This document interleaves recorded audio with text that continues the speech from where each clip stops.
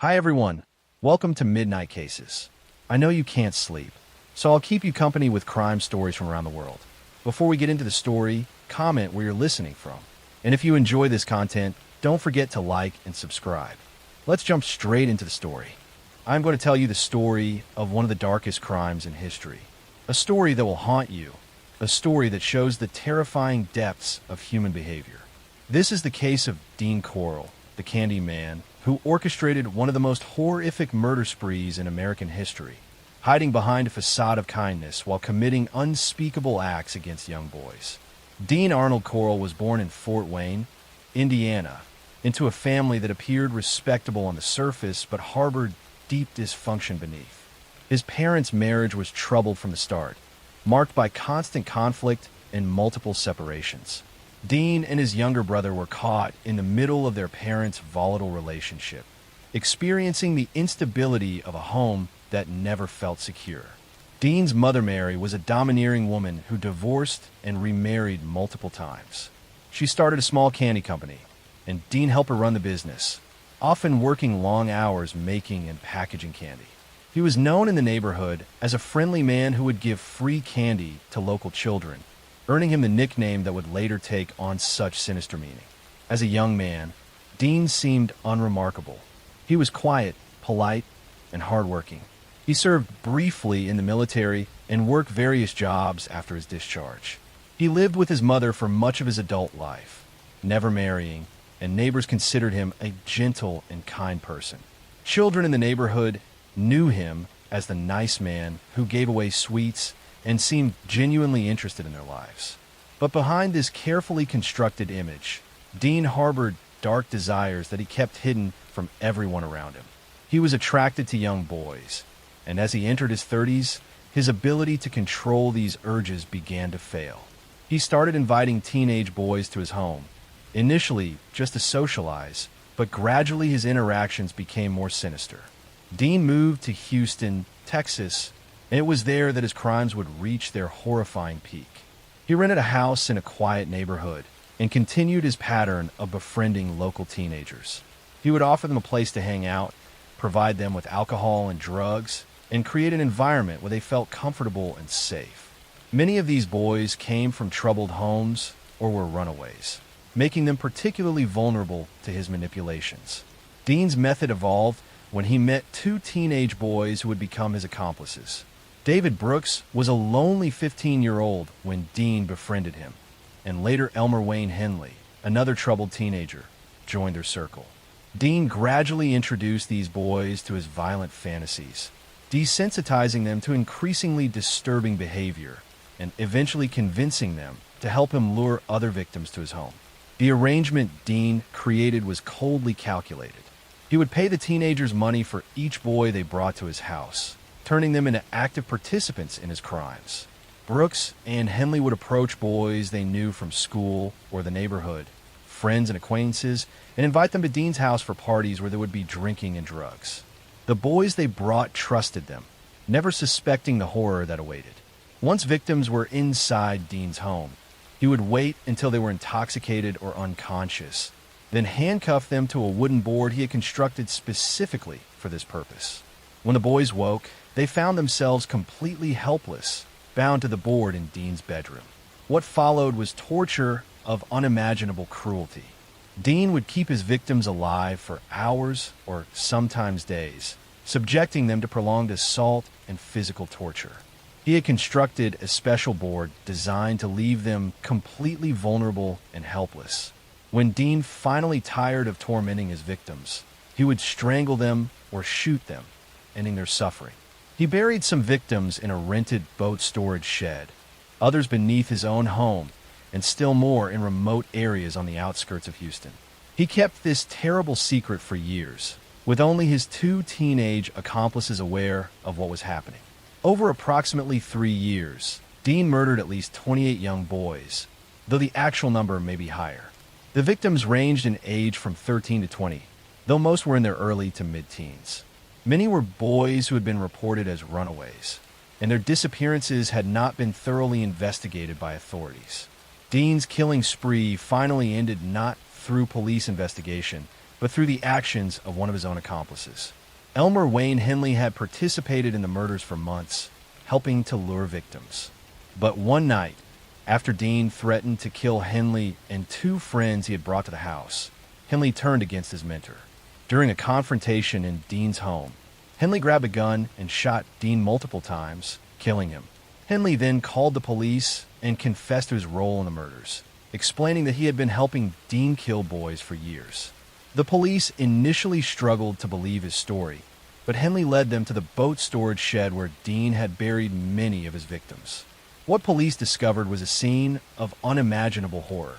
Body after body was uncovered from beneath the floor of the storage shed, remains of young boys who had been missing for months or years. The excavation continued for days as more burial sites were identified. The final count of recovered bodies was 27, making this the worst case of serial murder in American history at that time. The investigation revealed the full scope of Dean's manipulation and cruelty. He had systematically targeted vulnerable boys, many from troubled backgrounds or broken homes. He had corrupted two teenagers, turning them into accomplices by gradually exposing them to violence and offering them money. David Brooks and Elmer Wayne Henley were both arrested and charged as accomplices to murder. Both were convicted, with Henley receiving multiple life sentences and Brooks also receiving a lengthy prison term. Both claimed they had been manipulated and controlled by Dean, that they had been afraid to refuse him. The courts struggled with how to view these teenage accomplices who were both victims of manipulation and participants in horrific murders. The families of the victims were devastated not only by the deaths of their sons, but by the realization of what those boys had endured. Many had believed their children were runaways who might someday return home. Learning the truth was a trauma from which many families never recovered. The case exposed serious failures in how missing persons cases were handled, particularly involving teenage boys. Many victims have been reported missing, but investigations have been minimal, based on assumptions that the boys had run away voluntarily.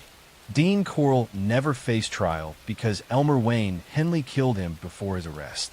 This denied justice to his victims and their families, who never had the opportunity to confront him in court. His death also meant many questions remained unanswered, including the full count of his victims. The Candyman murders remain one of the most disturbing cases in American criminal history, a reminder of how predators can hide behind masks of kindness and normalcy. Next story. I want to tell you about a case that stands as one of the most chilling in criminal history. A story of deception, cruelty, and betrayal that will disturb you deeply. This is the case of Fred and Rose West, a married couple who turned their home into a house of horrors where young women disappeared and were never seen again. Frederick Walter Stephen West was born in the English countryside into a family where boundaries were blurred and morality was twisted. His father was a farm laborer who ruled the household with strange values, reportedly telling his children that inappropriate behavior within the family was acceptable and normal. Fred grew up in this environment, believing that conventional rules did not apply to him. Fred was not particularly intelligent and struggled in school. He left education early to work on farms, doing manual labor that required little skill or thought. As a young man, he was involved in various petty crimes and had a reputation for dishonesty and crude behavior. He was known to make inappropriate comments to women and seemed to have no understanding of social boundaries or acceptable conduct. Fred's first brush with serious crime came when he was accused of inappropriate behavior with a minor, though the case did not result in conviction. He married young, and his first wife died under suspicious circumstances, falling from a fire escape in a manner that Fred claimed was accidental. Questions were raised, but never properly investigated. Rosemary Letts was born into a family marked by mental illness and violence. Her mother suffered from severe depression and received aggressive treatments that were common at the time. Her father was a violent man with rigid and cruel discipline methods. Rose grew up in an environment of fear and instability, developing into a troubled young woman with her own capacity for cruelty. Rose met Fred when she was just 15 years old, and he was nearly 30. Despite the age difference in Fred's criminal history, they formed a relationship. Fred recognized in Rose someone who shared his twisted desires, someone who would not be horrified by his fantasies, but would instead participate in them. They married and settled in Gloucester, where they would establish their house of horrors. The couple moved into a house on Cromwell Street, a modest home in a working-class neighborhood. To neighbors, they appeared to be a normal family with children. Fred worked as a builder and handyman, while Rose took care of the home.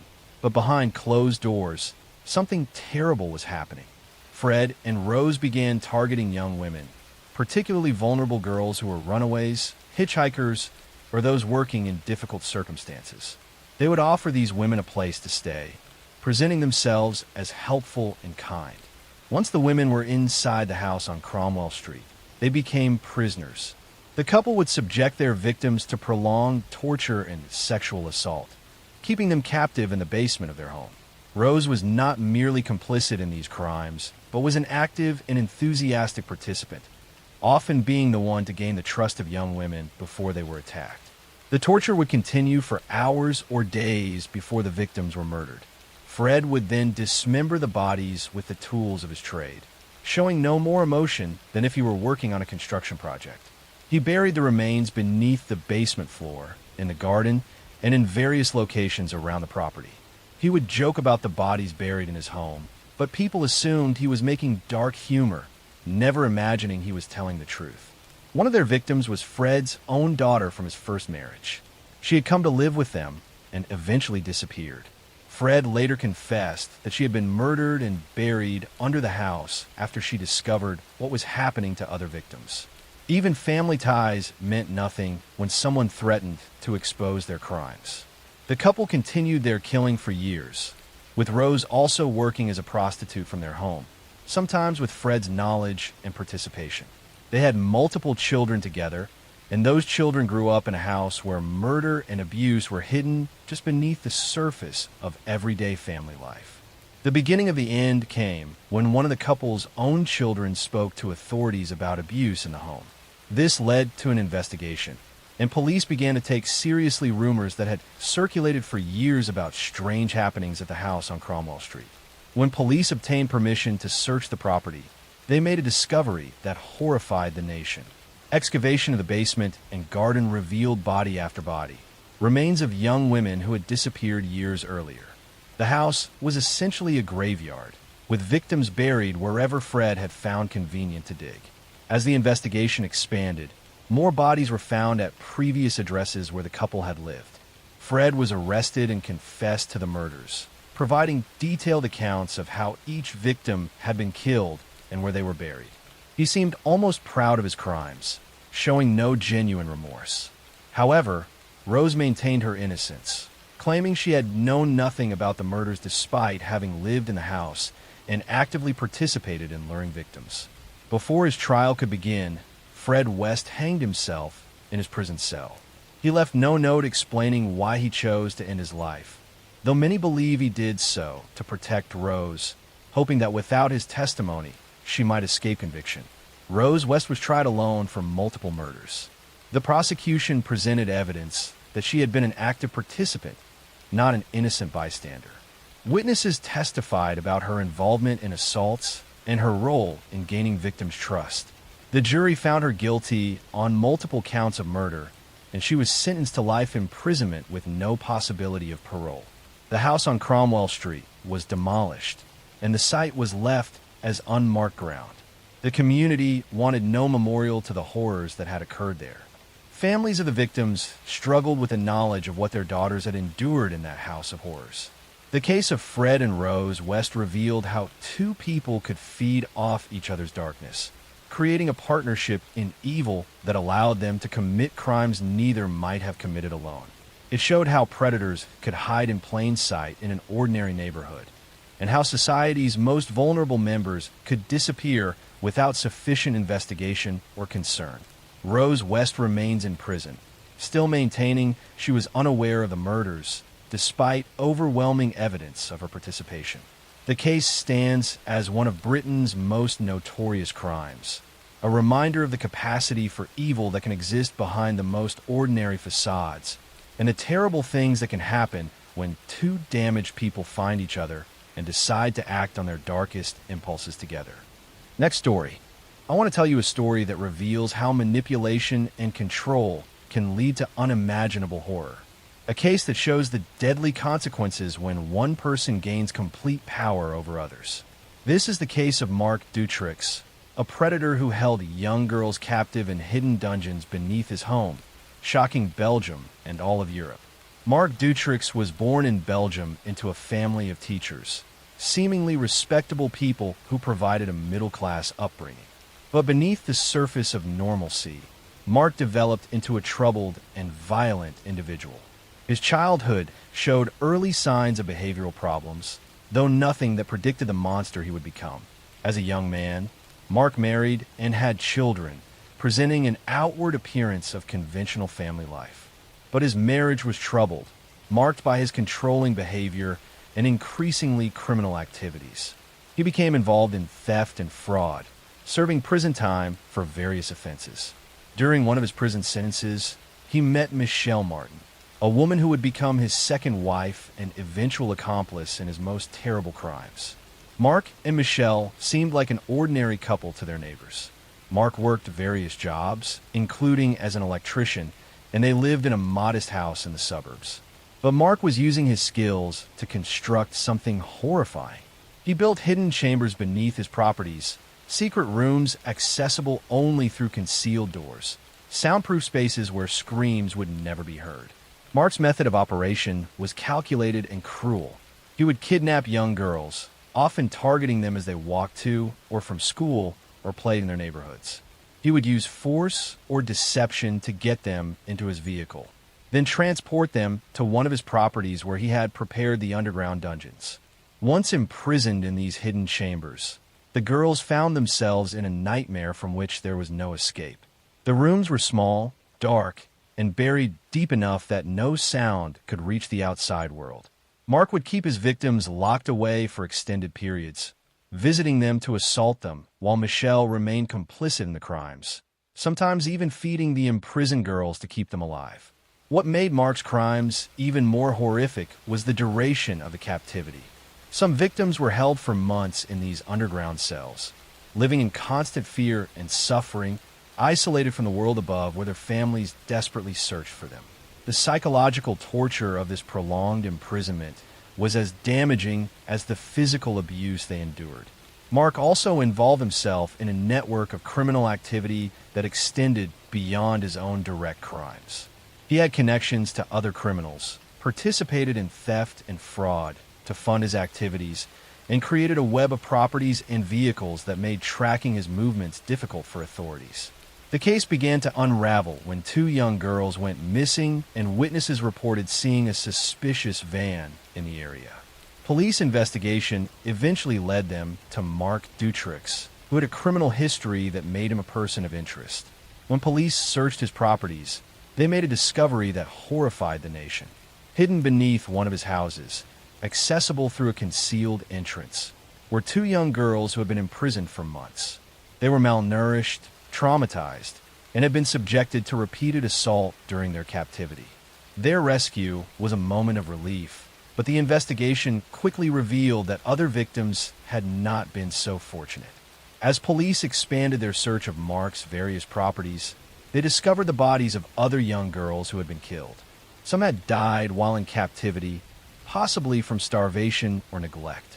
Others had been murdered when Marc decided he no longer wanted to keep them imprisoned. The evidence painted a picture of sustained cruelty that had gone on for years. The investigation also revealed stunning failures by Belgian authorities. Marc had been under investigation previously, and police had even searched some of his properties but failed to discover the hidden dungeons. In one case, police had been inside a house where two girls were imprisoned in a concealed chamber, but the search was not thorough enough to find them. Those girls later died of starvation, while Marc was briefly in custody for an unrelated offense. These failures sparked outrage across Belgium. The public was horrified not only by Marc's crimes, but by the incompetence that had allowed him to continue operating even when he was known to authorities. Massive protests filled the streets, with citizens demanding accountability and reform of law enforcement and judicial systems. Mark Dutrix and Michelle Martin were arrested and charged with multiple counts of kidnapping, rape, and murder. The trial became one of the most significant in Belgian history, with intense media coverage and public interest. The proceedings revealed the full extent of the horror that had occurred in those underground chambers. Michelle Martin claimed she had been afraid of Mark, that he had controlled and manipulated her into compliance. But evidence showed she had actively participated in the crimes, including being responsible for feeding the imprisoned girls and being aware of their suffering. The court found both guilty, with Mark receiving life imprisonment and Michelle also receiving a lengthy sentence. The case had profound effects on Belgian society. It exposed serious problems in how missing children cases were handled and how investigations were conducted. It led to reforms in law enforcement practices and created a lasting national trauma. The white ribbon became a symbol of mourning and solidarity with the victims, with hundreds of thousands of Belgians participating in marches demanding justice and change. For the families of the victims, the case brought unbearable grief, mixed with anger at the system failures that had allowed Mark to operate for so long. The knowledge that some victims might have been saved if earlier investigations had been more thorough was a source of lasting pain. The two girls who were rescued alive faced long roads to recovery, dealing with the physical and psychological trauma of months in captivity. Their survival was remarkable, but they would carry the scars of their ordeal for the rest of their lives. Mark Dutrix remains imprisoned, where he continues to serve his life sentence. Michelle Martin was controversially released after serving a portion of her sentence, a decision that sparked public outrage and protest from victims' families. The Dutrix case stands as one of Europe's most disturbing criminal cases, a reminder of the capacity for evil that can exist behind ordinary facades, and the critical importance of thorough investigation and institutional accountability in protecting the vulnerable from predators. Next story. I want to share with you a story that reveals the absolute worst of human nature. A case so disturbing it changed how we understand evil itself. This is the story of Ian Brady and Myra Hindley, the Moors murderers who tortured and killed children in one of Britain's most infamous cases.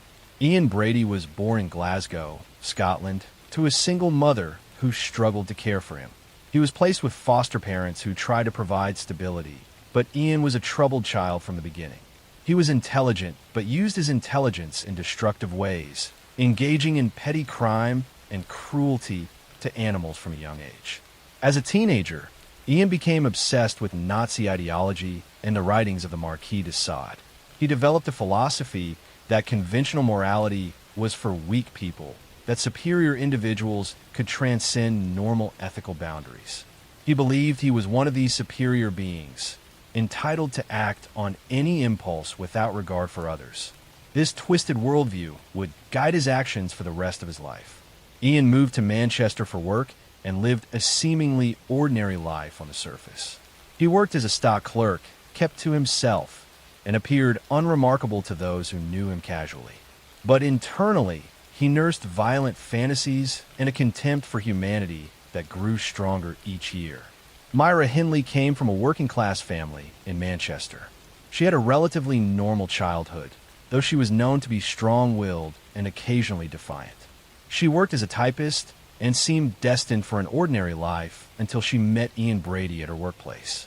She was immediately fascinated by him, drawn to his intelligence and his air of mystery. Ian recognized in Myra someone he could mold and corrupt.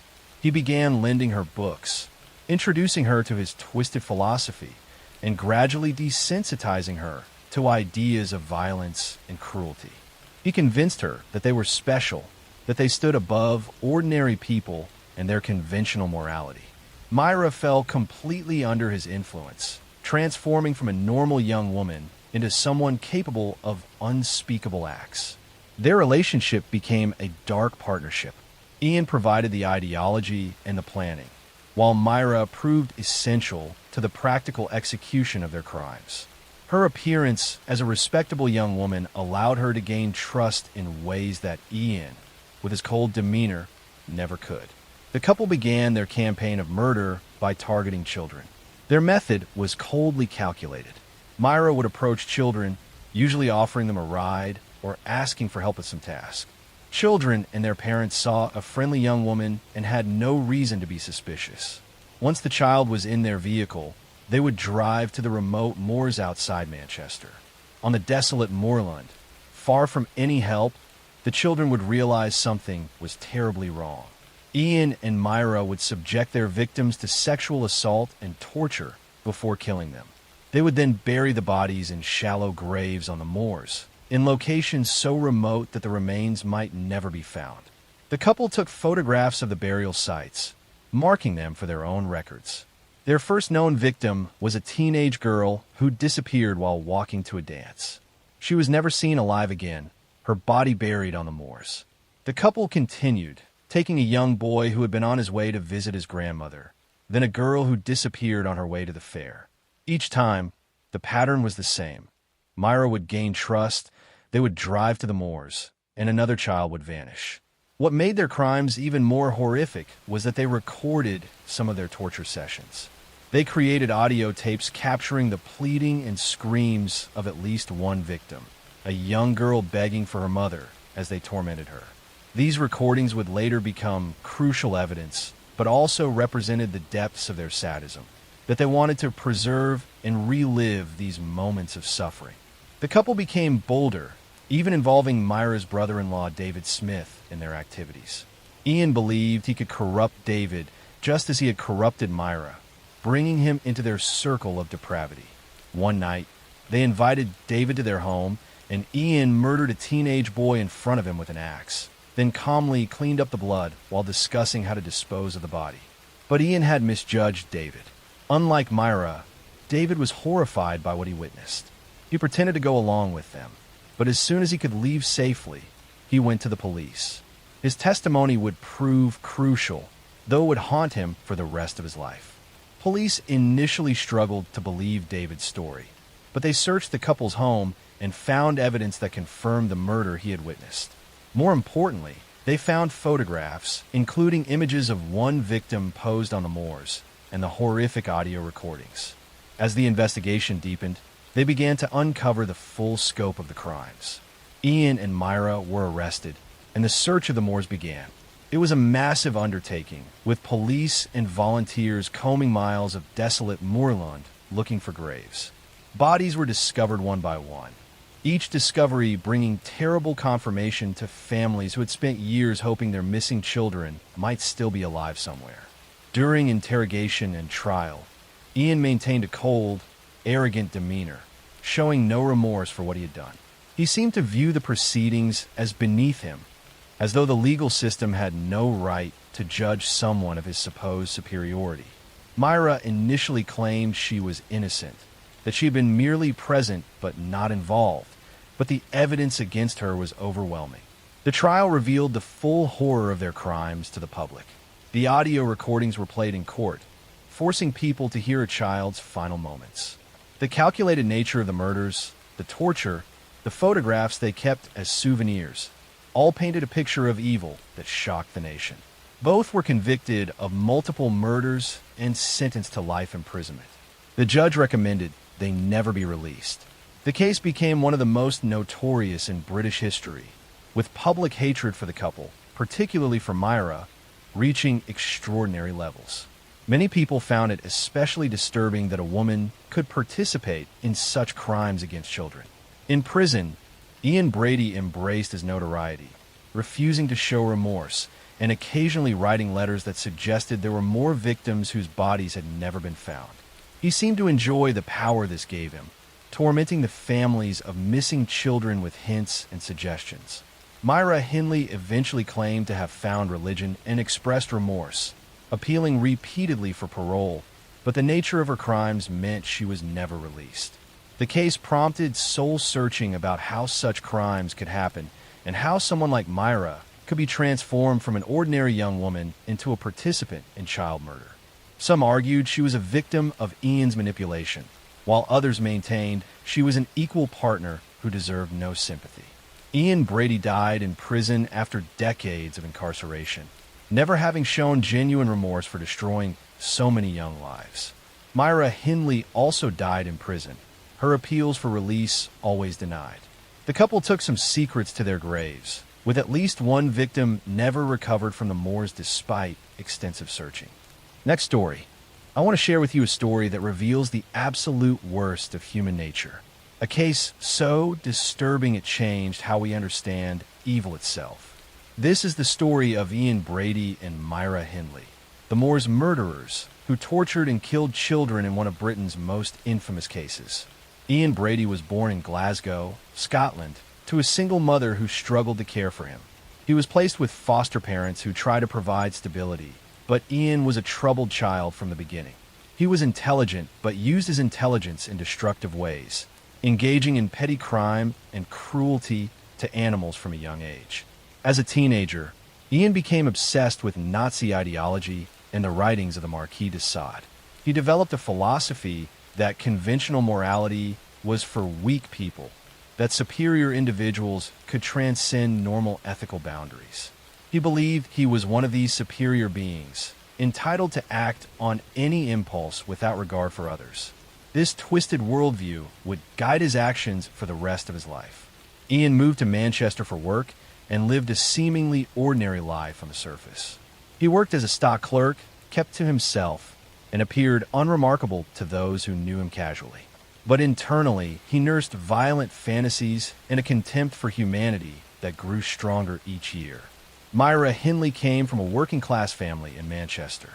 She had a relatively normal childhood, though she was known to be strong-willed and occasionally defiant. She worked as a typist and seemed destined for an ordinary life until she met Ian Brady at her workplace. She was immediately fascinated by him, drawn to his intelligence and his air of mystery. Ian recognized in Myra someone he could mold and corrupt. He began lending her books, introducing her to his twisted philosophy, and gradually desensitizing her to ideas of violence and cruelty. He convinced her that they were special, that they stood above ordinary people and their conventional morality. Myra fell completely under his influence, transforming from a normal young woman into someone capable of unspeakable acts. Their relationship became a dark partnership. Ian provided the ideology and the planning, while Myra proved essential to the practical execution of their crimes. Her appearance as a respectable young woman allowed her to gain trust in ways that Ian, with his cold demeanor, never could. The couple began their campaign of murder by targeting children. Their method was coldly calculated. Myra would approach children, usually offering them a ride or asking for help with some task. Children and their parents saw a friendly young woman and had no reason to be suspicious. Once the child was in their vehicle, they would drive to the remote moors outside Manchester. On the desolate moorland, far from any help, the children would realize something was terribly wrong. Ian and Myra would subject their victims to sexual assault and torture before killing them. They would then bury the bodies in shallow graves on the moors, in locations so remote that the remains might never be found. The couple took photographs of the burial sites, marking them for their own records. Their first known victim was a teenage girl who disappeared while walking to a dance. She was never seen alive again, her body buried on the moors. The couple continued, taking a young boy who had been on his way to visit his grandmother, then a girl who disappeared on her way to the fair. Each time, the pattern was the same. Myra would gain trust, they would drive to the moors, and another child would vanish. What made their crimes even more horrific was that they recorded some of their torture sessions. They created audio tapes capturing the pleading and screams of at least one victim, a young girl begging for her mother as they tormented her. These recordings would later become crucial evidence, but also represented the depths of their sadism, that they wanted to preserve and relive these moments of suffering. The couple became bolder, even involving Myra's brother-in-law, David Smith, in their activities. Ian believed he could corrupt David just as he had corrupted Myra, bringing him into their circle of depravity. One night, they invited David to their home, and Ian murdered a teenage boy in front of him with an axe, then calmly cleaned up the blood while discussing how to dispose of the body. But Ian had misjudged David. Unlike Myra, David was horrified by what he witnessed. He pretended to go along with them, but as soon as he could leave safely, he went to the police. His testimony would prove crucial, though it would haunt him for the rest of his life. Police initially struggled to believe David's story, but they searched the couple's home and found evidence that confirmed the murder he had witnessed. More importantly, they found photographs, including images of one victim posed on the moors and the horrific audio recordings. As the investigation deepened, they began to uncover the full scope of the crimes. Ian and Myra were arrested, and the search of the moors began. It was a massive undertaking, with police and volunteers combing miles of desolate moorland looking for graves.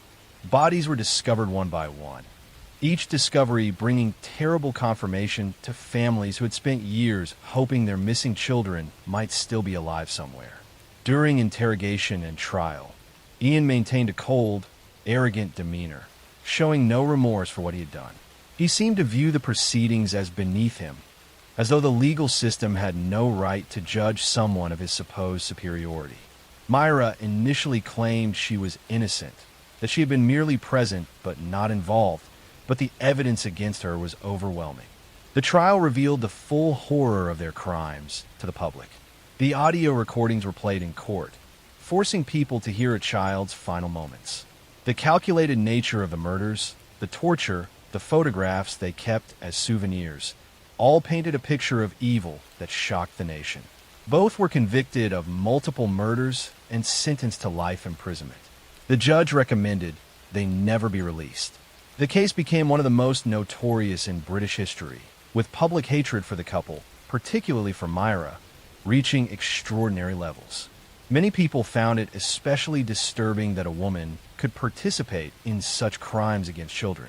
In prison, Ian Brady embraced his notoriety, refusing to show remorse and occasionally writing letters that suggested there were more victims whose bodies had never been found. He seemed to enjoy the power this gave him, tormenting the families of missing children with hints and suggestions. Myra Hindley eventually claimed to have found religion and expressed remorse, appealing repeatedly for parole, but the nature of her crimes meant she was never released. The case prompted soul-searching about how such crimes could happen and how someone like Myra could be transformed from an ordinary young woman into a participant in child murder. Some argued she was a victim of Ian's manipulation, while others maintained she was an equal partner who deserved no sympathy. Ian Brady died in prison after decades of incarceration, never having shown genuine remorse for destroying so many young lives. Myra Hindley also died in prison, her appeals for release always denied. The couple took some secrets to their graves, with at least one victim never recovered from the moors despite extensive searching. Next story. I'm going to tell you the story of one of the darkest crimes in history. A story that will haunt you. A story that shows the terrifying depths of human behavior. This is the case of Harold Shipman, a trusted doctor who became Britain's most prolific serial killer. Harold Frederick Shipman was born in Nottingham, England, into a working-class family. His father worked long hours as a truck driver, while his mother Vera ruled the household with fierce ambition. Vera was a domineering woman who instilled in young Harold the belief that he was special, different from other children, destined for greater things. She pushed him relentlessly in his studies and made him feel superior to his peers, creating an isolated boy who struggled to form friendships. Harold was a diligent student, but not exceptionally gifted. Other children found him strange and aloof. He carried himself with an air of superiority that kept him isolated throughout his childhood. His mother's approval became the central focus of his existence. Then tragedy struck. When Harold was 17, his beloved mother was diagnosed with lung cancer. The disease progressed rapidly, and Harold became deeply involved in her care. He would rush home from school to be at her side, watching as the family doctor made regular visits to administer morphine injections that would temporarily ease her terrible suffering. Harold observed these visits closely, noting how his mother's face would relax after the injection, how the morphine would transport her from agony to peaceful relief. He saw the power the doctor wielded, the ability to control pain and comfort with a simple injection. His mother's death devastated Harold. He had lost the person whose love and approval had defined his entire sense of worth. Psychological experts would later theorize that his future behavior represented a twisted attempt to recreate those final months, to place himself in the role of the powerful doctor who controlled life and death. Despite his grief, Harold continued his education and earned a place at medical school. At university, he met Primrose, and when she became pregnant, they married quickly. Harold qualified as a doctor and began working as a general practitioner. From the outside, his life appeared conventional. But within just a few years, serious problems emerged. Harold's partners became suspicious about his frequent requests for large quantities of pethidine, a powerful painkiller. Investigation revealed he had been forging prescriptions to feed his own drug addiction. He was convicted of forgery and drug offenses, fined, and temporarily removed from the medical register. After rehabilitation, Harold convinced authorities he deserved a second chance and was allowed to return to medical practice. Harold sought a fresh start in Hyde, a small town in Greater Manchester. He joined a local medical practice and quickly established himself as hardworking and dedicated. He became particularly popular with elderly patients who appreciated his willingness to make house calls and his patient, caring manner. He projected an image of old-fashioned medical care that had become rare. Behind this benevolent facade, something deeply disturbing was taking place. Harold Shipman began to kill his patients. His method was coldly efficient. He would target elderly patients, usually women living alone, who trusted him completely. He would visit them at their homes, often when no one else was present. During these visits, he would administer a lethal injection of diamorphine. The drug would cause the victim to slip into unconsciousness and then respiratory failure, leading to death within minutes. After killing his victim, Harold would often sit with the body to establish a time of death that aligned with his cover story. He would then inform relatives that the patient had died peacefully. Because he was the doctor, because he was trusted, and because his victims were elderly people for whom death was not entirely unexpected, his word was rarely questioned. Harold would complete the death certificate himself, attributing death to natural causes such as heart failure or stroke. Death certificates signed by a doctor were generally accepted without further investigation. This systemic weakness gave Harold tremendous freedom to kill without detection. For nearly 2 decades, Harold killed without being caught. Investigators would later estimate he murdered approximately 250 patients, making him one of history's most prolific serial killers. His victims were predominantly elderly women with some existing health conditions, making sudden death seem plausible. Some experts believe Harold killed for the sense of power and control it gave him. By deciding who lived and died, he elevated himself to godlike status. Others point to his relationship with his mother and those final months of her illness. Perhaps in killing elderly women in the manner he chose, Harold was unconsciously reenacting those scenes from his youth, but this time he was the powerful doctor administering the injection. He was in control. The beginning of the end came when Harold killed Kathleen Grundy, a former mayoress who was healthy and active in her community. Harold signed her death certificate and pushed for quick cremation. However, Kathleen's daughter Angela was a solicitor trained to notice irregularities. She became deeply suspicious when she discovered her mother's will had been recently changed to leave everything to Harold Shipman. The will was obviously forged, poorly typed on Harold's own typewriter. Angela reported her suspicions to police. When investigators exhumed Kathleen's body, it contained massive amounts of diamorphine. She had been murdered. As the investigation expanded, detectives examined other deaths under Harold's care and discovered his patient death rate was significantly higher than other local doctors. More bodies were exhumed, revealing case after case of morphine poisoning following the same pattern. Harold was arrested and charged with multiple murders. Throughout his trial, he maintained his innocence, showing no remorse or emotion. The prosecution presented overwhelming evidence, bodies showing lethal drug levels, Harold's presence at the time of death, his control over death certificates, and a forged will. The defense had no credible explanation. The jury found Harold guilty on all counts. The judge sentenced him to life imprisonment. describing the murders as wicked and evil betrayals of trust. Harold showed no emotion as he was led away to prison. A massive public inquiry later concluded he had killed approximately 250 patients over his career. The case exposed serious failures in medical oversight, leading to significant reforms in British medical practice. Several years into his sentence, Harold Shipman hanged himself in his prison cell. He left no confession, no explanation, taking his secrets to the grave. Harold Shipman's legacy extends far beyond his horrific body count. He represents one of the most extreme examples of betrayed trust in criminal history. A healer who became a killer, using his sacred position to take lives for nearly 20 years. Next story. I'm going to tell you the story of one of the darkest crimes in history.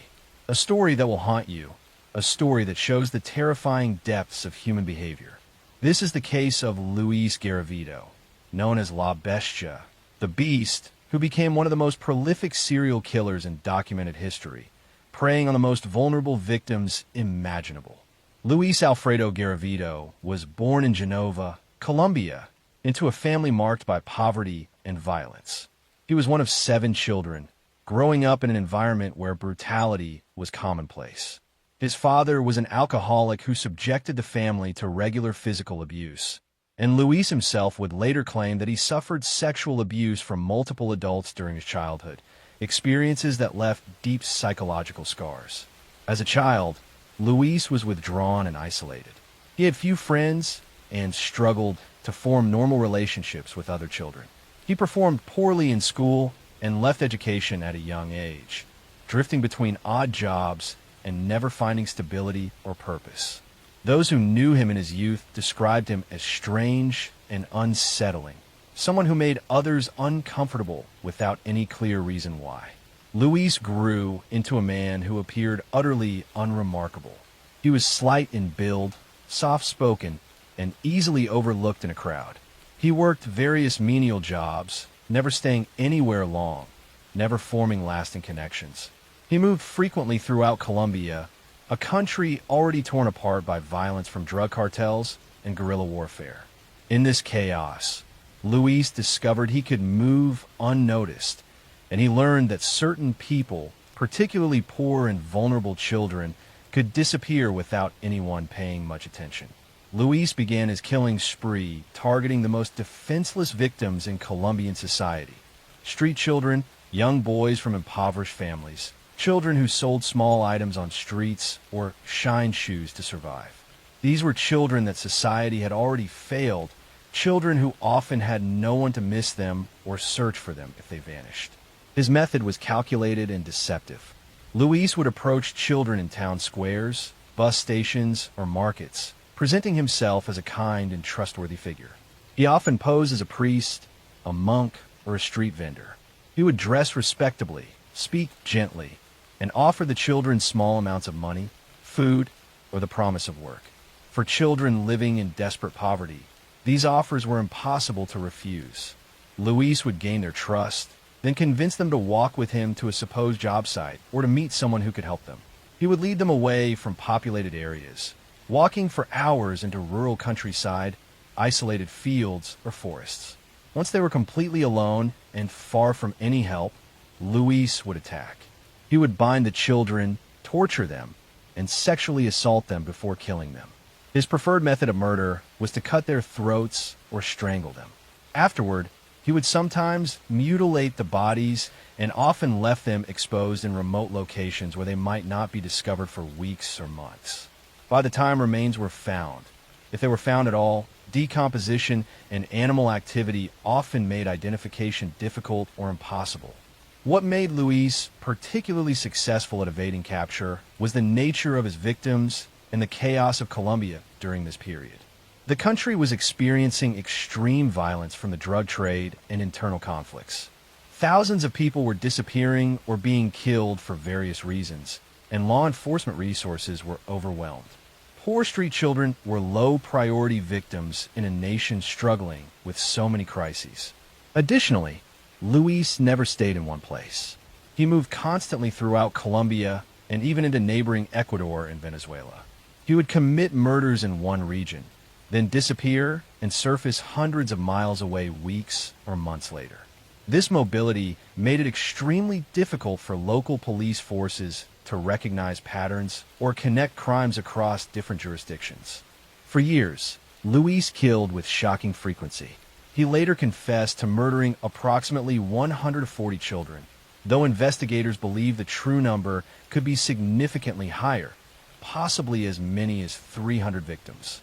The sheer scale of his crimes is almost incomprehensible, representing one of the worst cases of serial murder in modern history.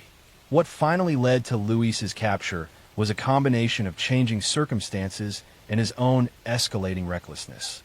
As the Colombian government began to achieve more stability and improve law enforcement capabilities, authorities started to pay more attention to the pattern of missing and murdered children. Different police departments began sharing information and noticed similarities in cases across various regions. Luis was eventually apprehended after attempting to assault a boy who managed to escape and alert authorities. When police arrested Luis, he initially denied everything, but under interrogation, he eventually began to confess. What emerged was a horrifying account of years of predatory behavior and murder spanning much of Colombia. Luis led police to many burial sites, helping them recover remains of victims who had never been reported missing or whose disappearances had never been investigated. He provided details of his crimes with disturbing calmness, showing no genuine remorse for the children he had destroyed. Psychological evaluations revealed him to be deeply disturbed, with a complex mixture of personality disorders and a complete lack of empathy for his victims. The legal proceedings that followed were complicated by Colombian law.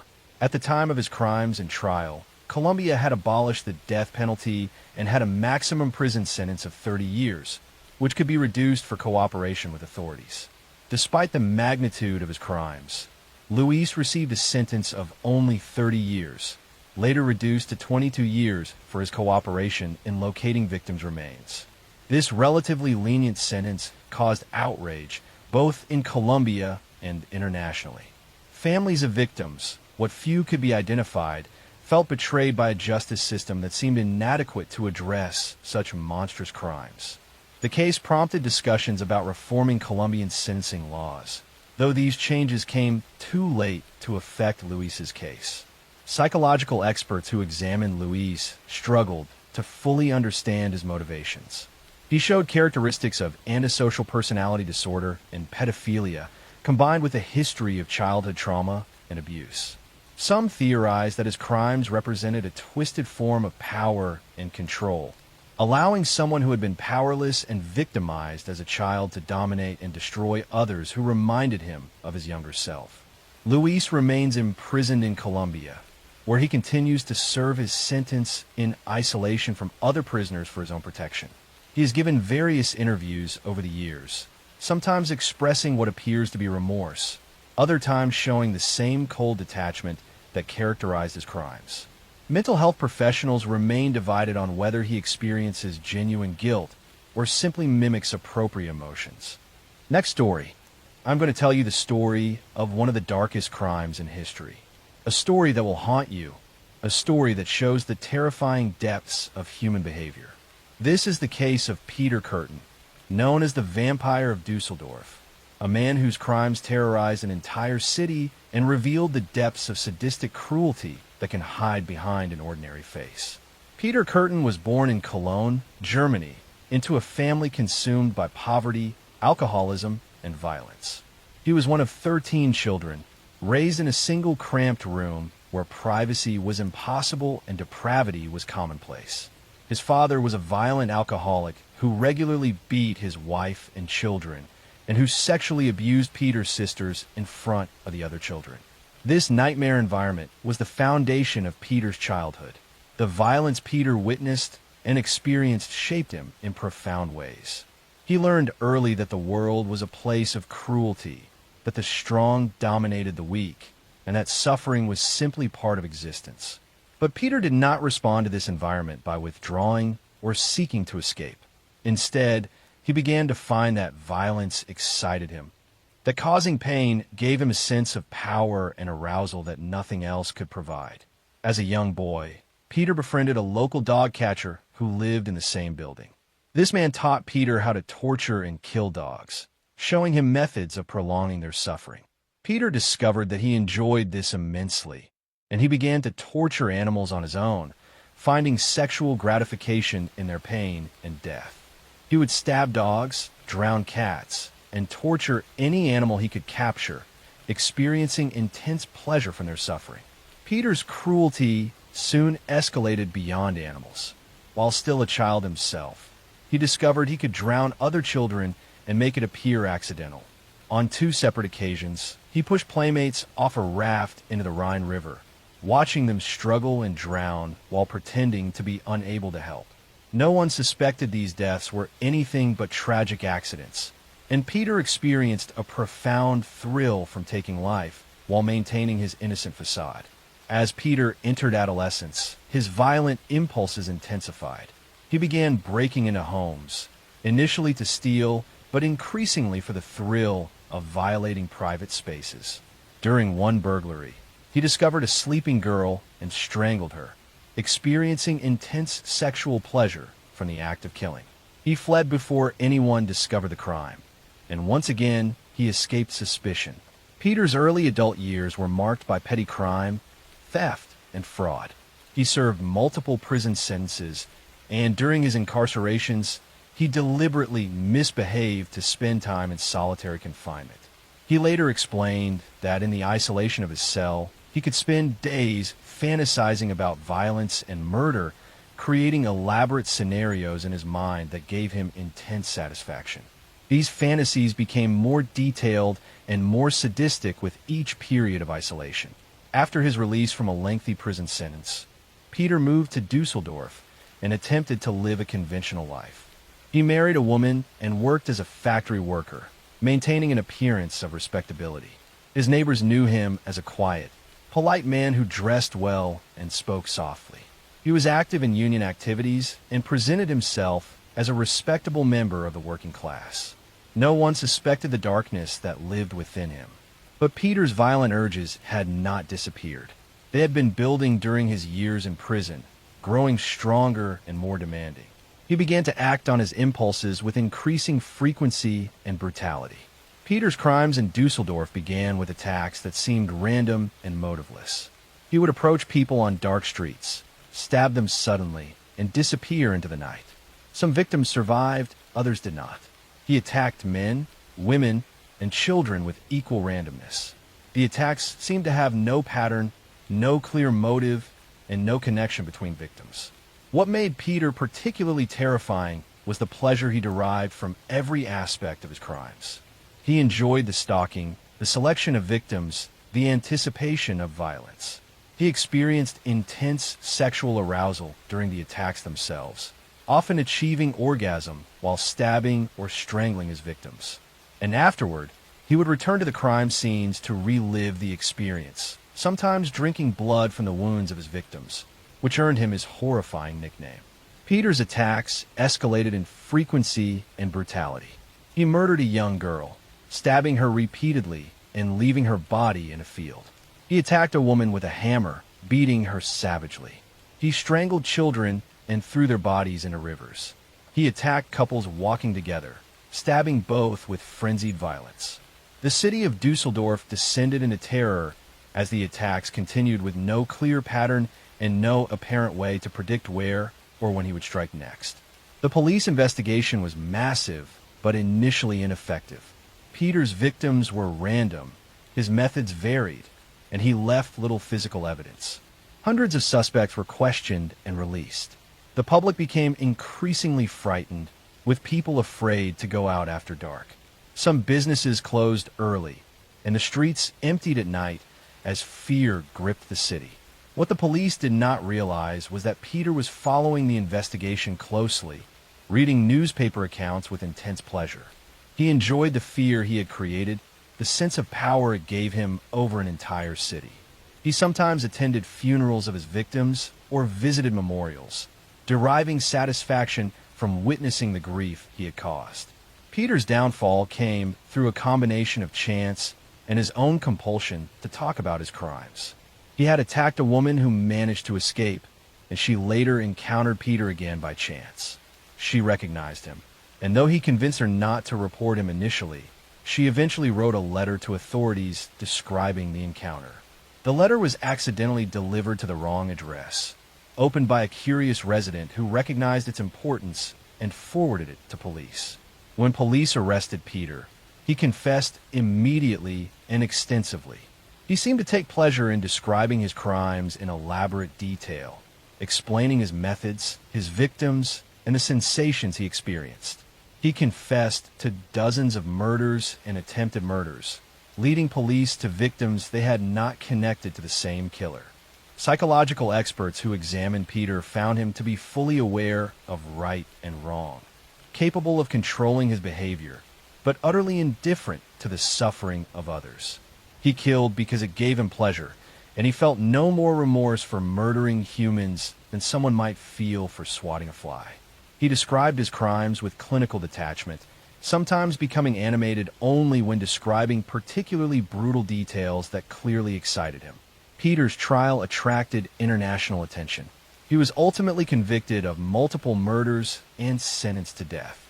He went to his execution calmly, reportedly asking whether he would be able to hear his own blood gurgling after the blade of the guillotine severed his head, curious to experience even his own death as a source of sensation. Next story. I'm going to tell you the story of one of the darkest crimes in history. A story that will haunt you. A story that shows the terrifying depths of human behavior. Charles Cullen, a seemingly gentle nurse, moved quietly between hospitals in New Jersey and Pennsylvania, his presence unnoticed except by those who witnessed the quiet, inexplicable deaths that seemed to follow wherever he went. His crimes stretch across 16 years and multiple medical institutions, an unfolding nightmare in the spaces where people expected healing and care, not harm. Nurses are trusted, guardians in the lonely hours of the night, caregivers at the threshold of suffering. Charles Cullen used that trust to mask a hidden agenda. Patients under his care started to die in unusual ways, cardiac arrests and sudden deteriorations common in wards. But the frequency and oddity of these deaths drew only brief suspicion at first. Some were elderly, sick, already close to the end of life.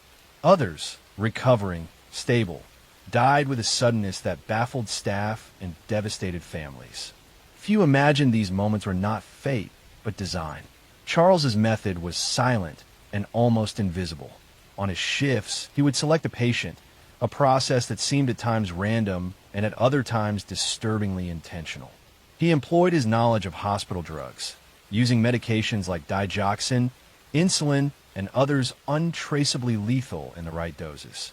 These substances, administered in the stillness of nighttime rounds or the ordinary bustle of day shifts, would tip the most vulnerable patients into fatal cardiac arrhythmias, respiratory distress, and then nothingness. He was meticulous. Vials were sometimes replaced, records occasionally altered, but most often it was the very nature of hospital life that hid the evidence. Death in these settings can be ascribed to the ravages of disease, the failures of biology rather than intent. In the post-mortem debates among medical teams, Charles was present as a quiet, reliable staff member, rarely a suspect. For many years, the only pattern was tragedy. Still, whispers spread through the halls. An abnormally high mortality rate, notes of missing medications, a feeling of unease around the calmness of Cullen's demeanor. Nurses here and there spoke of concerns, flagged irregularities, but the lack of hard evidence and the fear of implicating a colleague made these warnings easy to overlook or quietly downplay. Hospital administrators, perhaps more concerned with liabilities than justice, often accepted Cullen's resignation when suspicion encroached, allowing him to move on before resolute questions could be asked. For years, Charles Cullen moved from hospital to hospital, sometimes dismissed for odd behavior, sometimes quietly compelled to resign. His resume was patchworked with frequent changes, yet each new facility offered fresh trust. Where he went, unexplained patient deaths would soon follow. The first real breakthrough began with someone who refused to simply accept despair. Amy Luffren, a fellow nurse at Somerset Medical Center, began to notice the disturbing patterns that no one else seemed to be seeing. A series of suspicious codes, unexpected fatalities among patients whose cases should not have ended in death, vials of medication missing or unaccounted for. Amy started to piece it together, documenting her observations and risking her own safety to go to the hospital administration. Faced with mounting anomalies, Somerset Medical launched an internal investigation. Early doubts were met with hesitation, as administrators were wary to accuse and quick to attribute the spike in deaths to bad luck or innocent error. But the pattern soon became undeniable. Drug records and hospital logs began to clearly indicate administering of lethal doses aligning with Cullen's scheduled shifts. Medical examiners found elevated levels of digoxin and insulin in the bloodstreams of several victims, substances not prescribed to many of the deceased patients. In the fall of 2003, detectives and prosecutors were brought in. The investigation methodically reconstructed every shift and every death, correlating hospital records and drug logs to form a chilling picture of calculated, repeated murder. Forensic breakthroughs included digital audit trails on medicine dispensing systems, making it possible to track what vials were accessed, in what quantities, and by whom. It was a meticulous process, piecing together years of hospital data, matching drug records to code blue events, and painstakingly interviewing staff. Cullen was approached by detectives. The interviews revealed a man at the end of endurance, pale and exhausted. Under questioning, his calm facade fell apart. He confessed, at first in halting fragments, then in a torrent of guilt and regret. Charles admitted to dozens of murders, voicing a twisted logic for his actions, claiming he was ending suffering, that he was an angel of mercy, but each justification rang hollow against the reality. Families left in ruin, lives ended not by chance but intent. In the courtroom, the case drew nationwide attention. An ordinary man in scrubs and glasses who'd done the unthinkable under the cover of care. The trial was painstaking, the evidence vast. Witnesses spoke of trust betrayed, their voice trembling as they recounted the last moments with loved ones now known to be victims. Medical experts explained the exacting science behind the crimes, detailing how the drugs used were masked by standard practice, how the patterns only became obvious over years. Defenders attempted to present mitigating circumstances, mental illness, years of trauma, but the enormity of his actions swept aside such explanations. In the end, Charles Cullen was sentenced to multiple life terms, with no possibility of parole.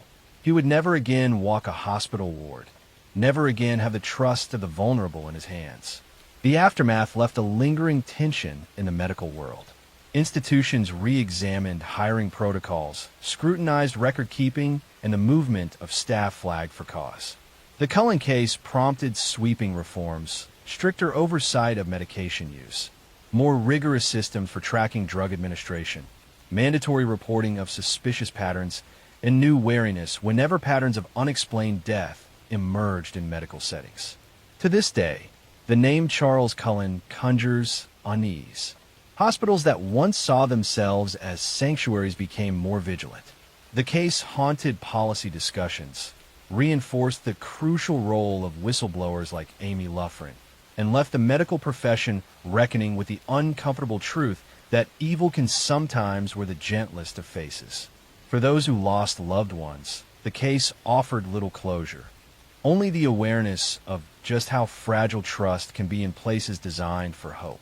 For society, Cullen's story remains a reason to demand vigilance and transparency, to remember the lesson that sometimes darkness moves in the most unsuspected places, and that justice, though delayed, must nevertheless prevail.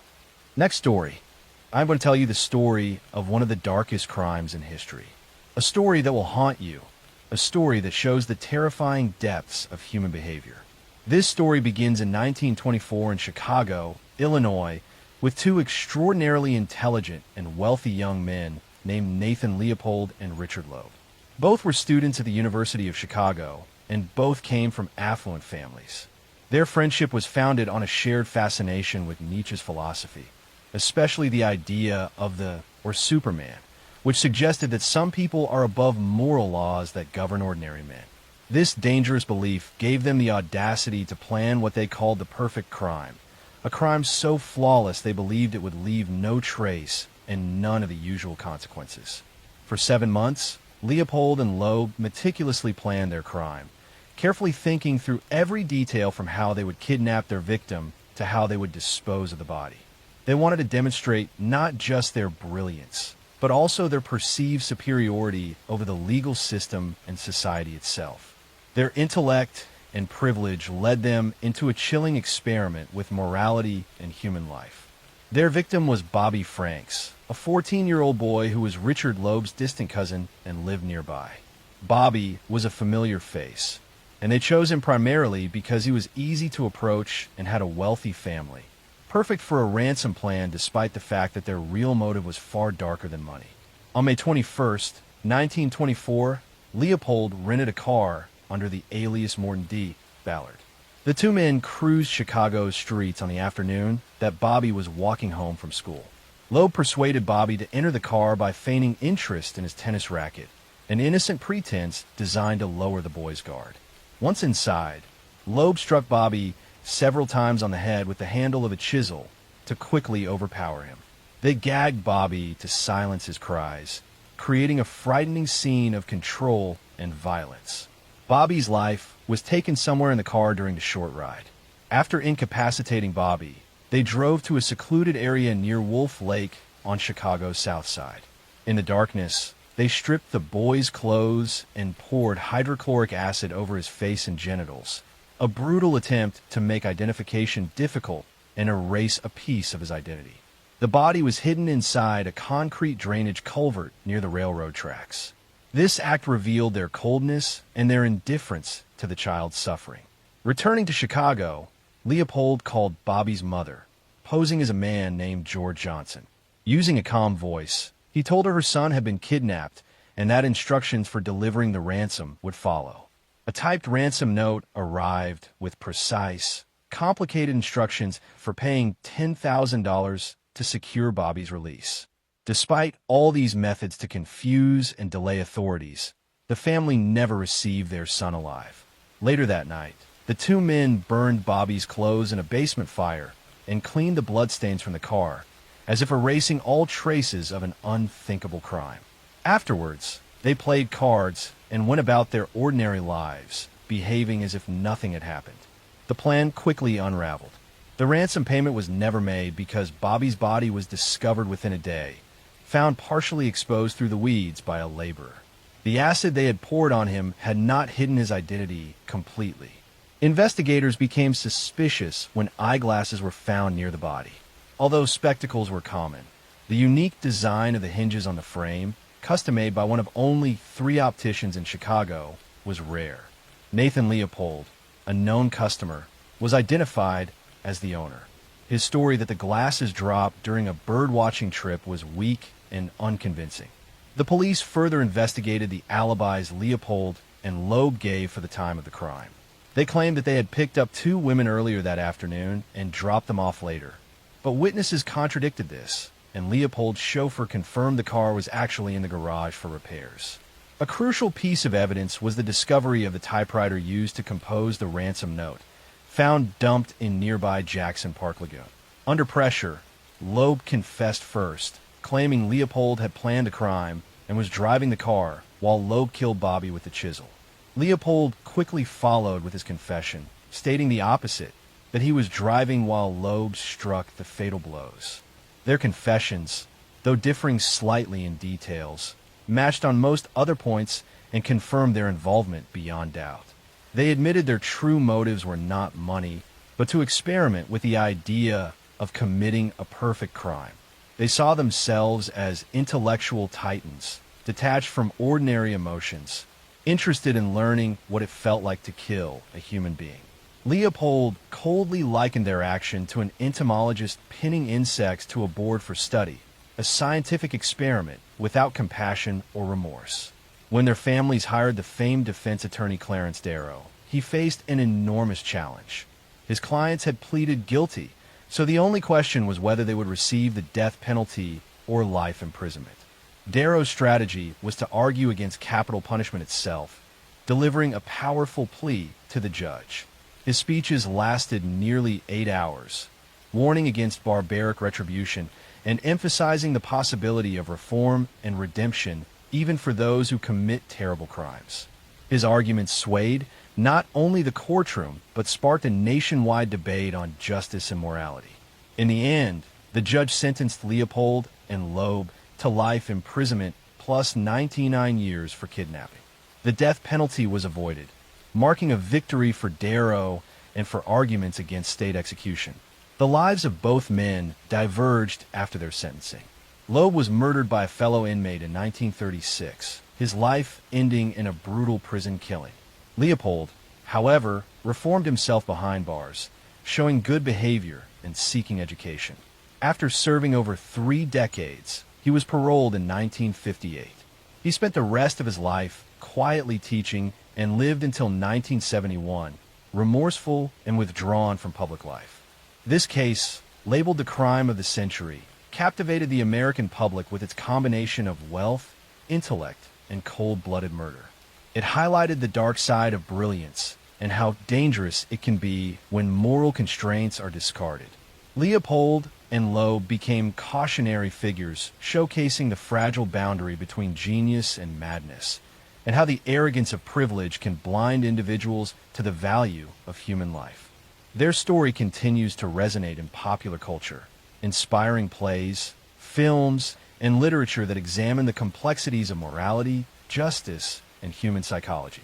It remains a grim reminder that intelligence, power, or social status do not grant immunity from humanity's deepest sins, and that the thirst for knowledge or control can lead to devastating acts when untethered from conscience. Next story.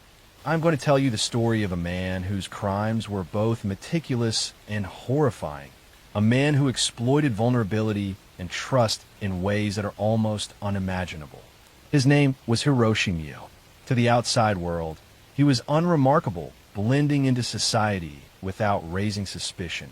But beneath that ordinary exterior lurked a mind consumed by obsession, control, and a fascination with life and death.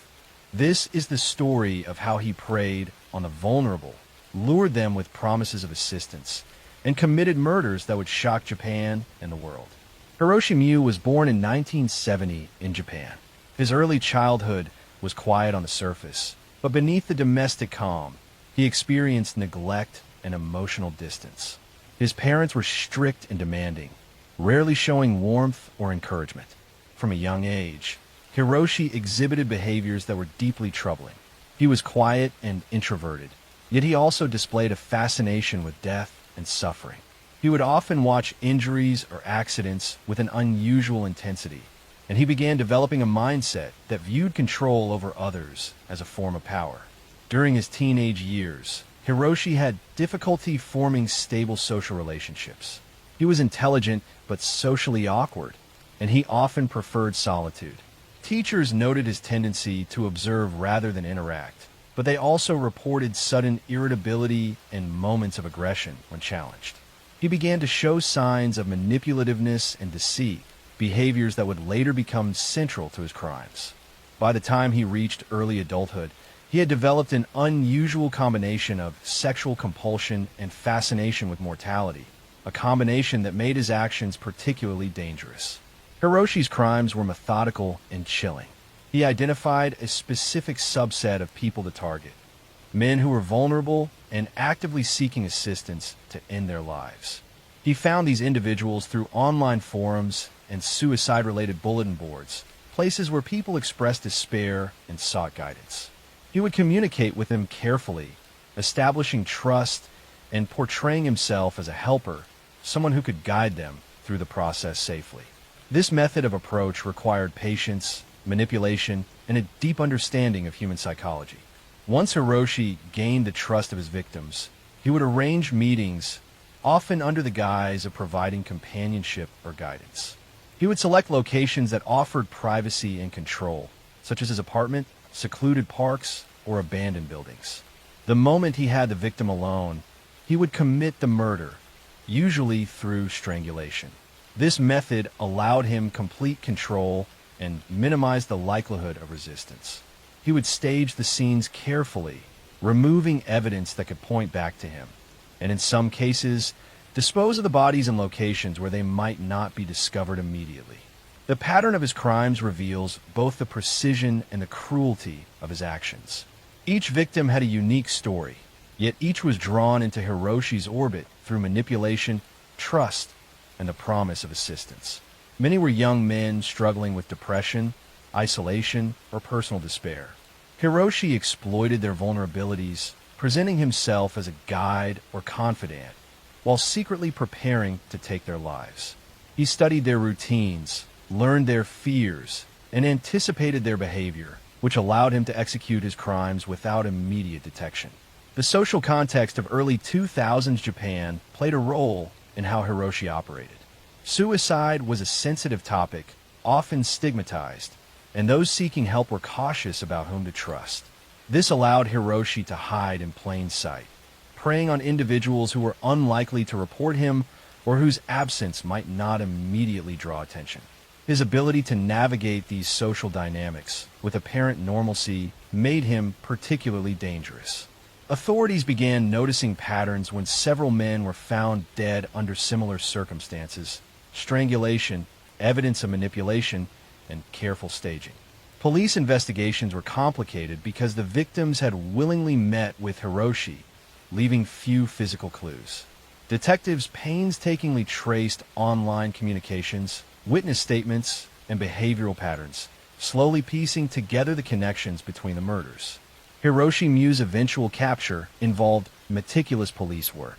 Investigators identified him through internet activity, analysis of postings on suicide forums, and reports from individuals who had observed suspicious behavior.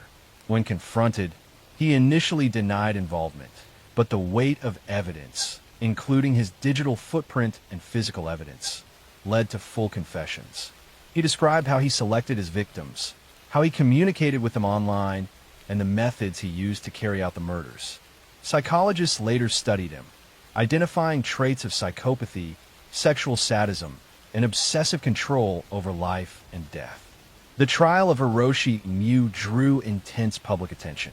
Courtrooms were filled with families of victims, journalists, and concerned citizens. Witnesses recounted his manipulations, his online interactions, and the terror he caused in his victims' final moments. Forensic experts detailed the crime scenes, linking patterns, methods, and evidence directly to him. Psychologists testified about his personality, compulsions, and lack of empathy, explaining how someone could commit repeated murders while maintaining an outward appearance of normalcy. Hiroshi was ultimately convicted of multiple counts of murder and sentenced to death. The case left a lasting impact on Japanese society, highlighting the dangers of online predation, the vulnerabilities of those struggling with mental health issues, and the challenges law enforcement faces in the digital age. Families of victims struggled with grief and shock, compounded by the betrayal inherent in Hiroshi's manipulation. He presented himself as a helper, only to betray their trust in the most horrifying way. Even decades later, Hiroshi Mu's case remains a critical study in criminology, psychology, and sociology.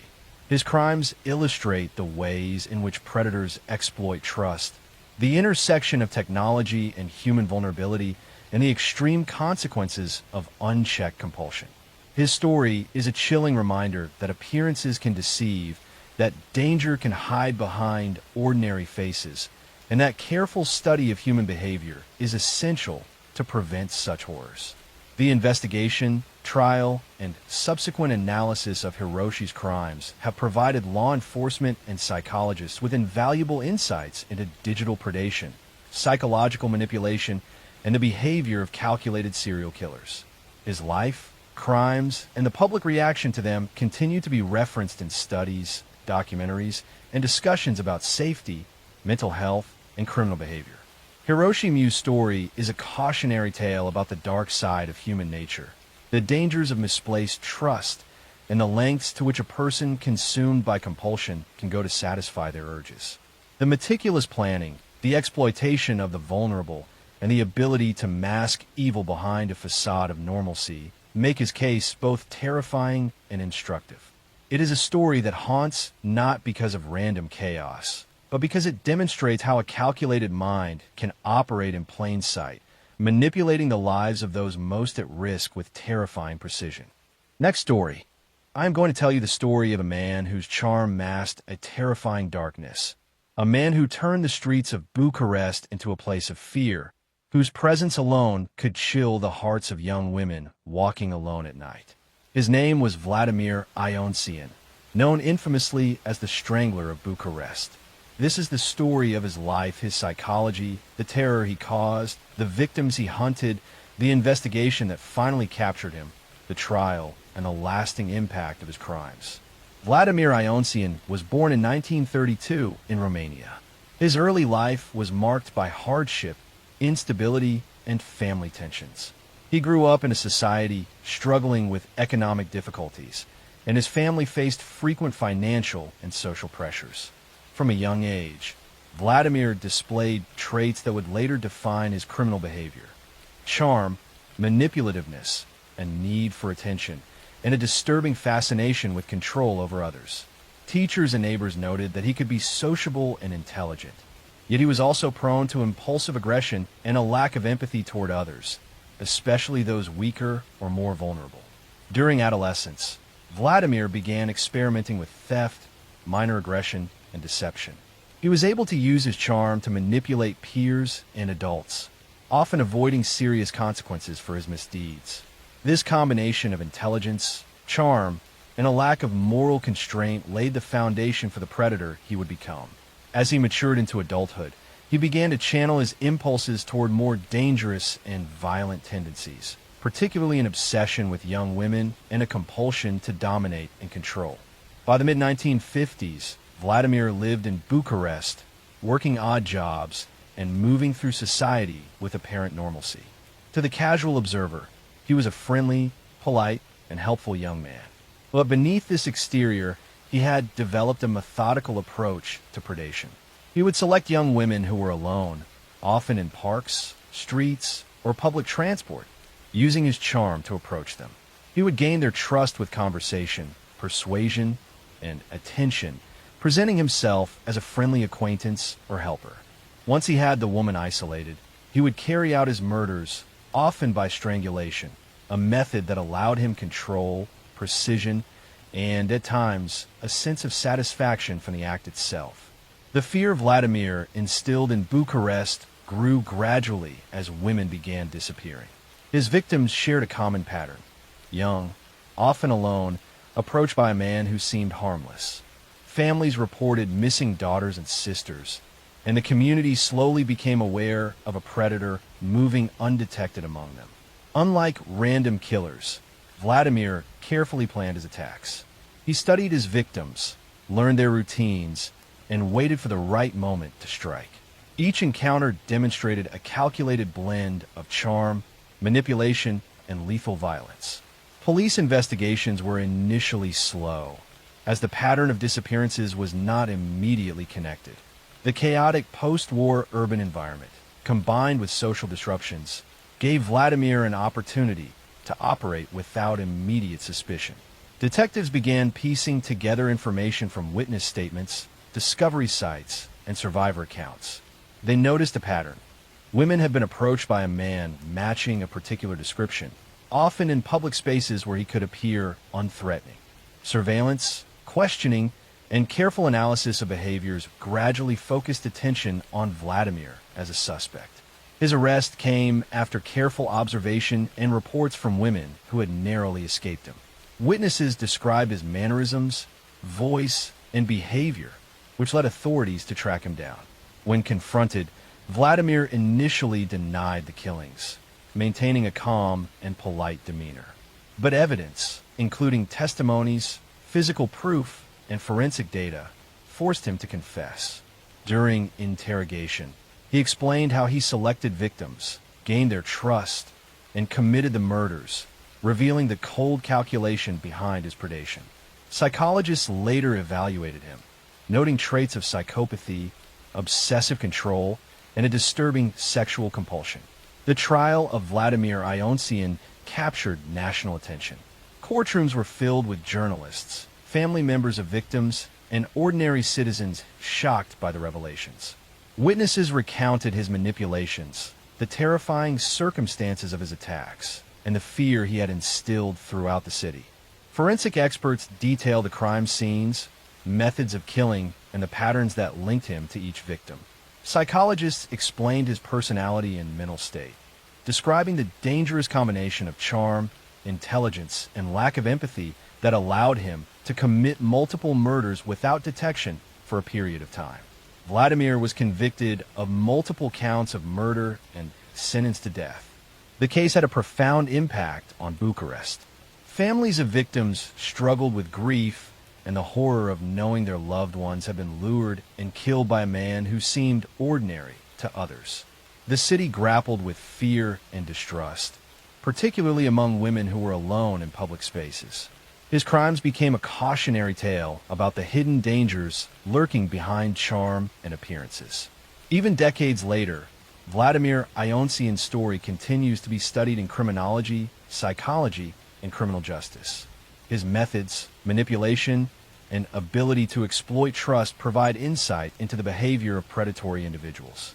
His case serves as a chilling reminder that danger often comes from those who appear normal, and that careful observation, community awareness, and psychological insight are crucial in identifying and stopping predators.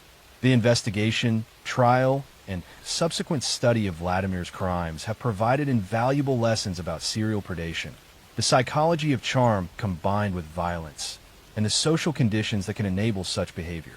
His life, crimes, and conviction are a lasting testament to the terror one individual can instill in a community and the importance of vigilance in recognizing the warning signs of predatory behavior.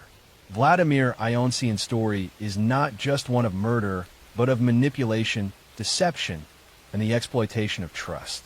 It is a story that haunts because it demonstrates how easily danger can hide behind an ordinary face, how calculated violence can operate in plain sight, and how fear can permeate a city long after the predator is gone.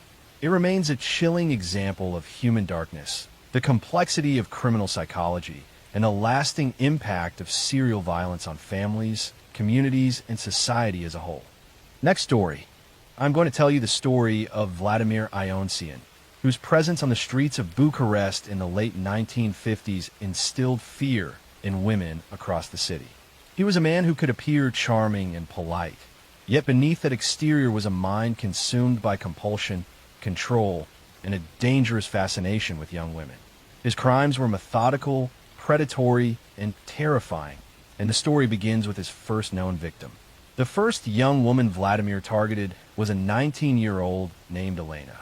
She lived with her family in Bucharest and often spent evenings walking alone after work or school. Elena was cautious but sociable, someone who trusted people easily when they seemed kind and polite. On a warm evening, she encountered Vladimir while walking through a quiet street near a neighborhood. Vladimir had been observing the area, noticing which women walked alone and how they responded to friendly approaches. Vladimir approached Elena with a smile and a gentle tone, offering to accompany her for safety. He presented himself as a helpful acquaintance, someone genuinely concerned about her well-being. Elena, feeling reassured by his polite demeanor, accepted his company. Vladimir's skill at charm and subtle manipulation allowed him to appear trustworthy, making it easier for him to lead her to a quieter area. Once isolated, Vladimir's behavior changed. He subtly exerted control over Elena, guiding her steps and limiting her ability to escape. His method of strangulation was deliberate, designed to maintain control and ensure compliance without alerting passersby. He took his time, ensuring the act was carried out efficiently. After the murder, Vladimir carefully examined the scene, ensuring there was no evidence that could directly connect him to the crime. He then left Elena's body in a location he knew would delay discovery. The discovery of Elena's body shocked the community. Families of young women grew fearful, and rumors began circulating about a possible predator in the area. Police began investigating, but initial leads were scarce. Witnesses described a young man who had been seen walking with Elena before her disappearance, but the details were vague. Forensic methods at the time were limited, making it difficult to immediately connect this murder to others. Vladimir observed the growing fear with quiet satisfaction.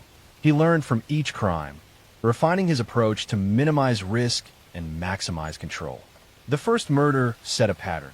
He would select young women who were alone, appear friendly and helpful, gain their trust, and then commit the murder in a controlled, methodical manner. The second victim followed a similar pattern. She was a 21-year-old student named Mariana, who often walked home late from university lectures. Vladimir had studied the routes women commonly took and identified Mariana as a potential target. He approached her in a calm, non-threatening way, initiating casual conversation and offering to walk her home. Mariana, like Elena, did not perceive immediate danger. Vladimir guided her to a secluded area and carried out the murder with precise control, ensuring no evidence was left to implicate him directly. Each successive victim increased the tension in Bucharest. Women grew fearful of walking alone.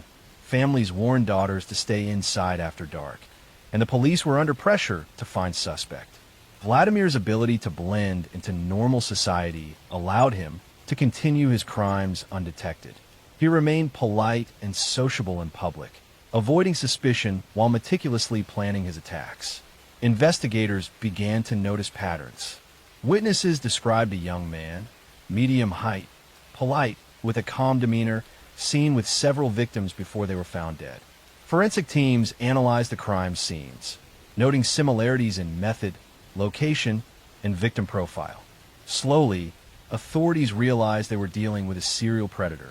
Vladimir's third victim was a 20-year-old named Anka. She worked in a small shop and often walked home in the evenings. Vladimir had observed her routine and planned the encounter carefully. He approached her in a familiar manner, initiating conversation and offering assistance.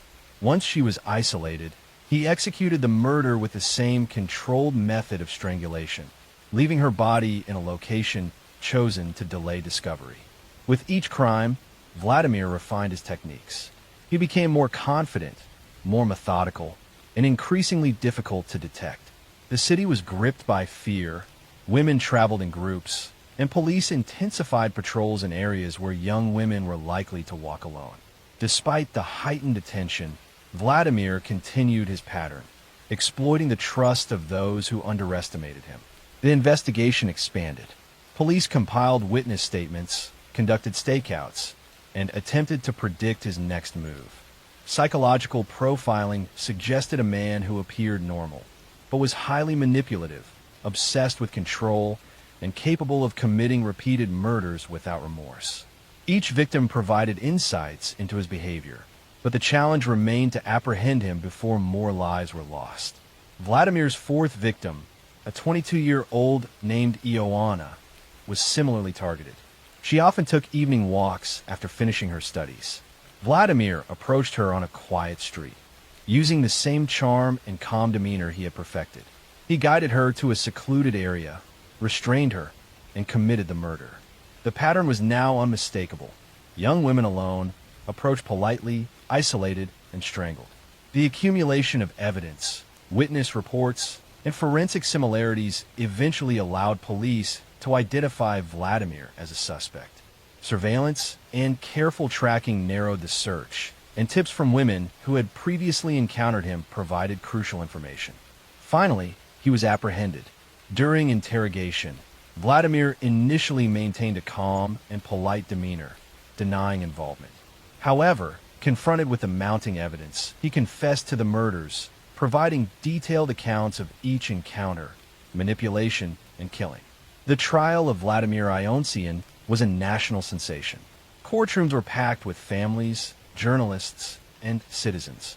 Witnesses recounted his charm, the manipulative interactions with victims, and the terror he caused. Forensic experts presented detailed evidence of the murders, linking patterns of method, location, and behavior. Psychologists described his personality, obsession with control, and lack of empathy, explaining how he was able to commit multiple murders while appearing ordinary. Vladimir Ionsian was ultimately convicted of multiple counts of murder and sentenced to death. The impact on Bucharest was profound. Families of victims struggled with grief and shock. Communities were left wary. And the story of a charming young man who became a calculated predator became a cautionary tale for decades to come. Even today, the case of Vladimir Ionsian is studied in criminology, psychology, and criminal justice. His methods, manipulation, and ability to exploit trust provide insights into predatory behavior and the psychology of charm combined with violence. His crimes remind society of the hidden dangers behind ordinary appearances and the importance of vigilance in recognizing predatory patterns. Vladimir Ionsian's story is a chilling example of calculated violence, the exploitation of trust, and the terror one individual can impose on a city. Next story. I'm going to tell you the story of Yang Xinhai, one of the most feared serial killers in modern Chinese history. A man whose presence turned quiet villages into places of terror, whose crimes were deliberate, methodical, and shockingly brutal. He moved silently through rural China, exploiting isolation and the vulnerability of families, committing murders so calculated that even in the chaos, few could trace them back to him.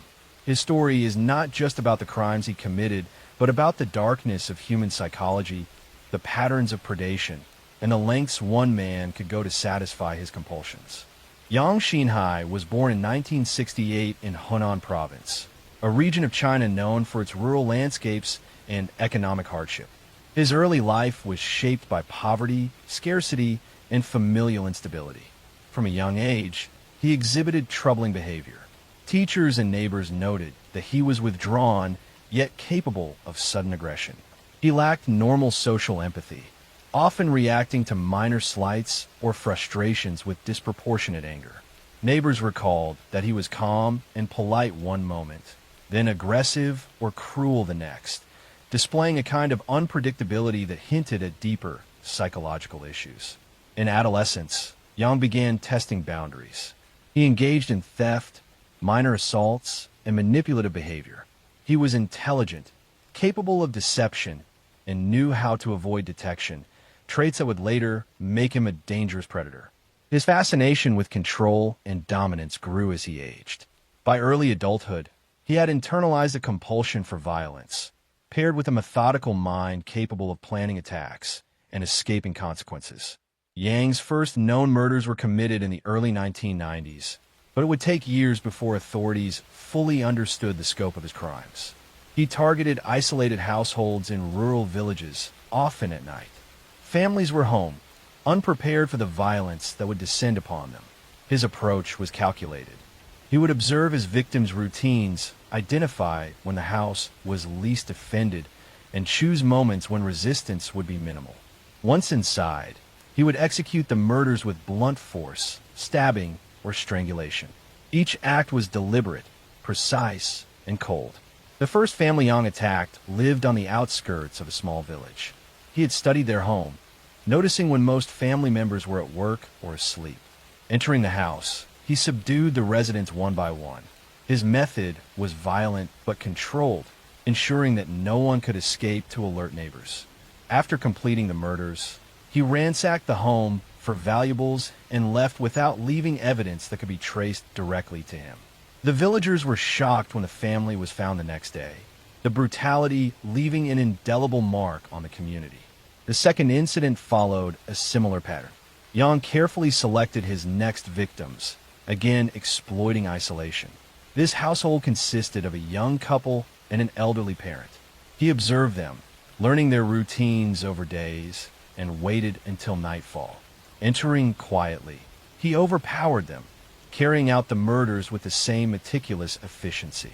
He then cleaned parts of the crime scene and left the area, making it difficult for investigators to immediately connect this incident to the previous one.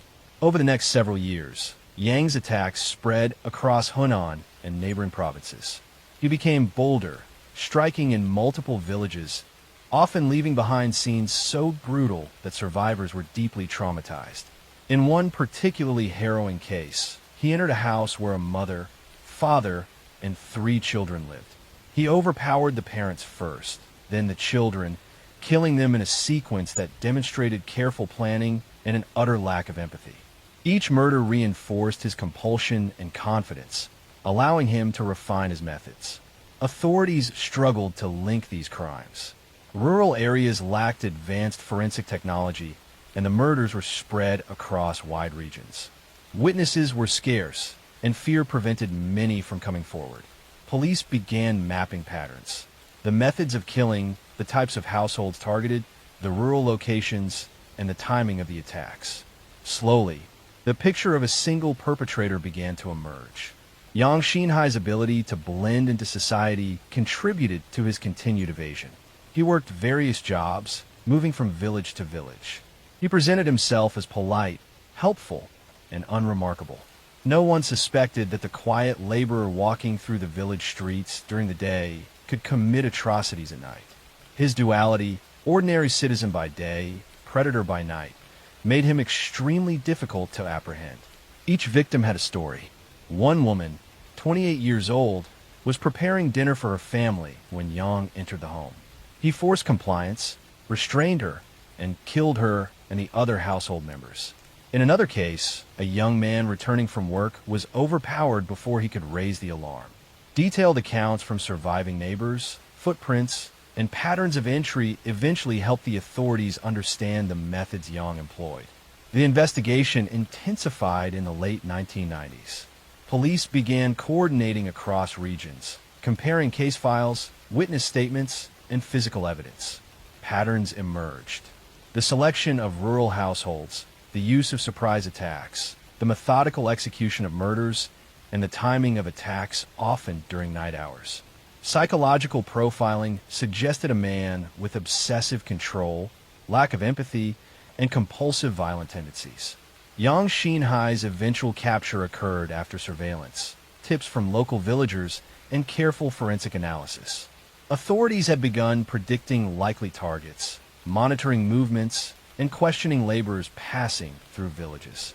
When confronted, Yang initially denied involvement, but the overwhelming evidence, fingerprints, connections between crime scenes, witness identification, forced a confession.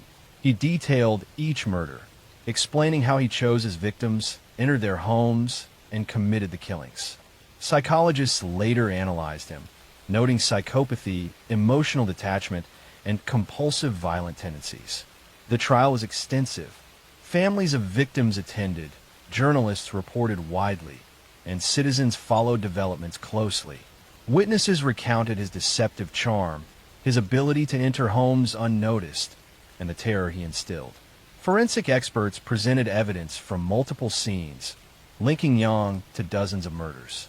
Psychologists explained his mental state, lack of remorse, and compulsions, helping the court understand how one man could commit repeated atrocities without immediate detection. Yang Xinhai was ultimately convicted of the murder of 67 people and sentenced to death. The impact on China was profound. Communities across Hunan and neighboring provinces were left traumatized.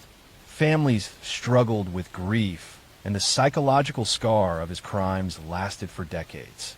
His actions prompted changes in rural policing, forensic methods, and awareness about domestic vulnerability. Even today, Yang Xinhai's story is studied in criminology, psychology, and law enforcement. His meticulous planning, predatory behavior, and exploitation of isolation provide lessons on serial predation. Next story. I am going to tell you the story of one of the darkest and most haunting criminal cases in Canadian history. The story of Robert Pickton, a man whose crimes preyed on the most vulnerable women in Vancouver, leaving a trail of fear, grief, and unanswered questions. This is the story of his life, the forces that shaped him, the choices he made, and the chilling consequences of those choices. Robert Pickton was born in 1949 in Port Coquitlam, British Columbia, a small town where his family owned and operated a pig farm. From a young age, Pickton's life was marked by isolation and hardship. He grew up with siblings in a household that could be harsh and unforgiving. His father was distant and sometimes aggressive, and his mother, while caring, struggled to manage the demands of raising several children on a remote and difficult farm. Neighbors and teachers recalled that Robert was quiet and withdrawn as a child, but capable of sudden outbursts of aggression. He was an intelligent boy, but also one who seemed detached from the normal emotional bonds that connected others to family and community. As he grew older, Picton's behavior became increasingly concerning. He developed an obsession with sexual imagery and control, often exploring boundaries in ways that were inappropriate and disturbing. He had trouble maintaining normal social relationships, and his interactions were frequently manipulative or coercive. By the time he reached adulthood, these tendencies had crystallized into a pattern of predatory thinking. He was highly aware of power dynamics, especially in situations where he could exploit vulnerability. In adulthood, Picton returned to the family farm, which would later become the scene of his crimes. The farm was isolated, providing both a refuge and a tool for his increasingly dark impulses. At the same time, he began spending time in Vancouver, particularly in the downtown East Side, a neighborhood where poverty, addiction, and social marginalization made women especially vulnerable. Picton quickly identified women who were involved in sex work or struggling with addiction as potential targets. These women were less likely to be reported missing immediately, and their disappearances often received minimal attention, allowing Picton to operate with alarming impunity. Picton's methods were both predatory and calculated. He would approach women with charm, offering help, companionship, or promises of work. He was patient, studying routines and patterns, learning when individuals would be most isolated and most likely to comply with his suggestions. Once a woman was isolated, he would commit the murder, often using blunt force or strangulation. The farm provided him with privacy, and he developed systems for storing and disposing of evidence. He repeated this process over several years, becoming increasingly confident and efficient in his methods. The first victim in this series of crimes was a young woman who frequently worked in the downtown East Side. She was in her early 20s, struggling with addiction, and known to spend nights on the streets. Picton approached her one evening, offering help and a place to stay for the night. She accepted, trusting his apparent kindness. Once at the farm, Picton overpowered her. He carried out the murder with methodical control, ensuring she could not escape or call for help. Afterward, he left the crime scene, taking steps to conceal evidence and minimize any trace that could link him to the crime. The second victim followed a similar pattern. She was slightly older, also involved in sex work, and had a network of friends and colleagues who cared for her. Picton observed her, learned her routines, and approached her in a way that seemed harmless. He invited her to the farm under the pretense of shelter or work. Once there, he restrained and killed her, again leaving no immediate evidence. This repetition, over multiple victims, began to form a pattern, although authorities at the time were slow to recognize it. Over the next several years, Picton's crimes escalated in frequency and brutality. Women in the downtown East Side began disappearing at alarming rates, but systemic neglect and societal biases meant that these disappearances were often not treated with urgency. Families of missing women struggled to be heard, sometimes facing skepticism or dismissal from authorities.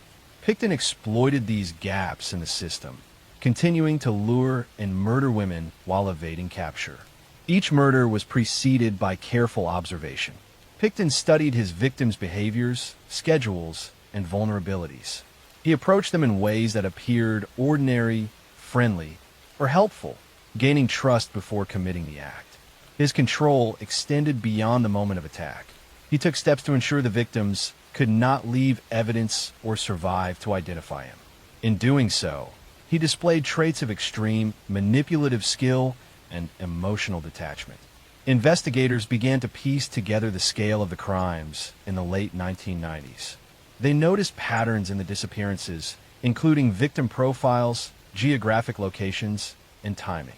The breakthrough came through a combination of witness reports, forensic evidence, and the persistence of police officers who refused to ignore the growing number of missing women.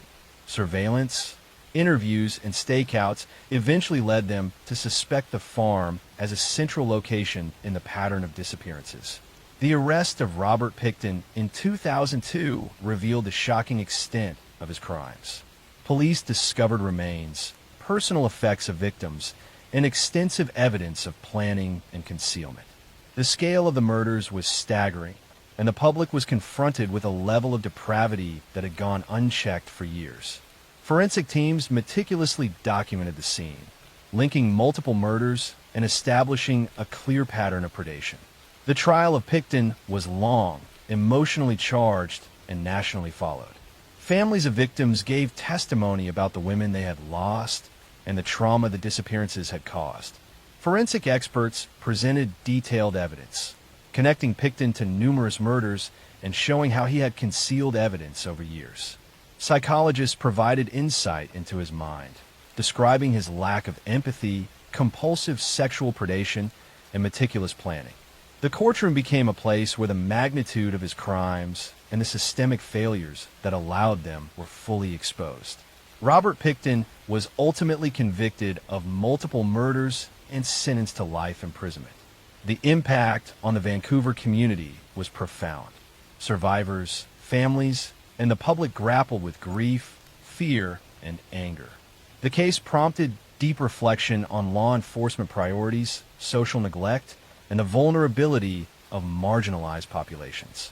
Programs were introduced to better protect women at risk, and systemic reforms were implemented to prevent similar oversights in the future. Even today, Picton's crimes are studied in criminology, psychology, and law enforcement. His story demonstrates how vulnerability, societal neglect, and manipulative predation can combine to allow repeated acts of extreme violence. It also highlights the importance of vigilance, community awareness, and protection of the most at-risk individuals. Next story. I'm going to tell you the story of one of the greatest deceptions in modern crime history. It is the story of a man who fooled judges, journalists, artists, and even entire nations into believing that he had transformed from a violent killer into a redeemed poet. He was invited into schools to lecture children about morality. He was interviewed on television as a model of rehabilitation, and he mingled with intellectuals who admired his talent. But behind this carefully constructed mask, he was still killing, still stalking, still strangling women with cold precision. His name was Jack Unterweger, and his life remains one of the most haunting lessons about trust, manipulation, and evil hidden in plain sight. Jack Unterweger was born on August 16, 1950, in the small Austrian town of Judenburg. His childhood was marked from the very beginning by instability and neglect. His mother was a young barmaid, often described as irresponsible and unstable, who had a fleeting relationship with an American soldier stationed in post-war Europe. That soldier disappeared before Jack was even born, leaving the boy fatherless. His mother's lifestyle made her incapable of providing stability, and Jack spent much of his youth moving between relatives, foster homes, and the streets. The boy grew up in poverty and isolation. He was teased for his background, seen as an outcast, and from a very young age he developed a sense of resentment toward society. By the time he was in his early teens, he had already begun committing petty crimes, theft, and assault. He showed little regard for rules or authority. More disturbingly, he displayed cruelty toward others, particularly women. Teachers and relatives noticed his lies, his charm, and his strange ability to manipulate those around him. These traits would only grow stronger as he matured. As a young man, Unterweger drifted through life without steady work. He lived as a small-time criminal, committing robberies and burglaries, spending time in and out of jail. But by the mid-1970s, his violence escalated. In 1974, he committed his first known murder. His victim was an 18-year-old German woman named Margaret Schaefer. He picked her up, assaulted her, and then strangled her to death using her own bra. The act was brutal and deeply symbolic.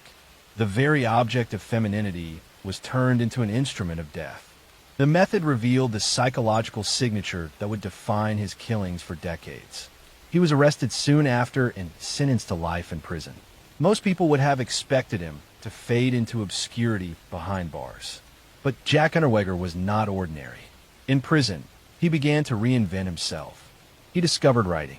He started with poetry, short stories, and eventually wrote an autobiography. His work was raw, confessional, and dark, filled with reflections on crime, suffering, and the human condition.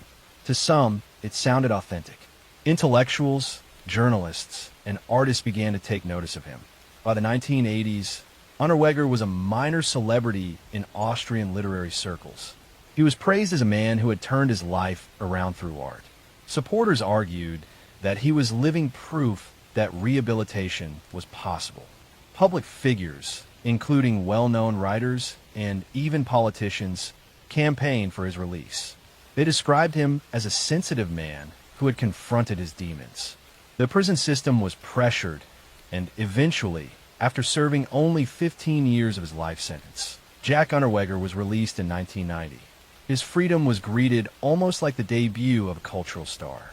He appeared on television talk shows, gave radio interviews, and was invited to schools to speak about the dangers of crime.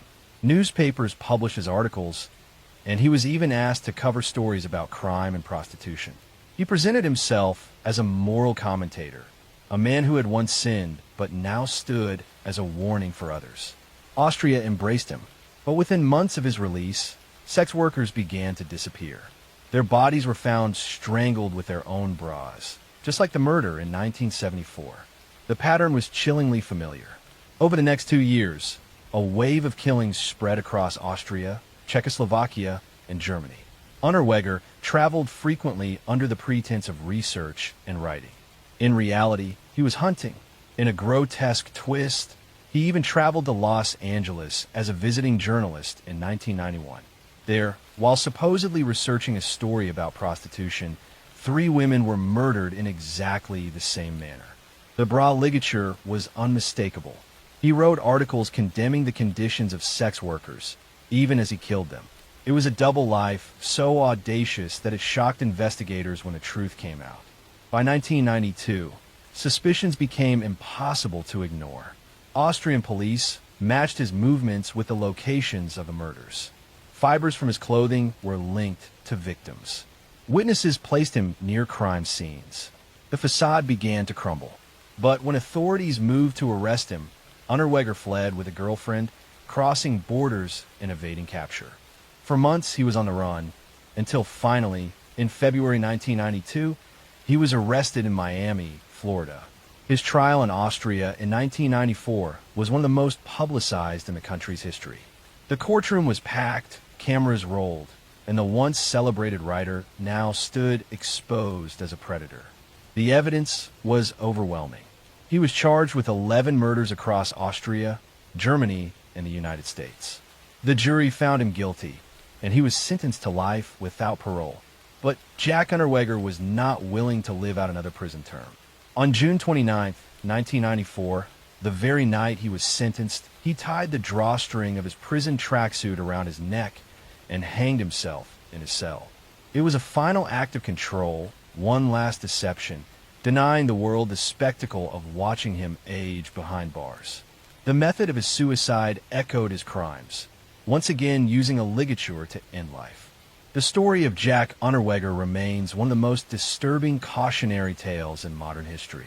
It revealed how charisma and talent can blind even the most educated people, how the hunger for redemption stories can lead society to ignore warning signs, and how evil can thrive beneath the mask of art and intellect.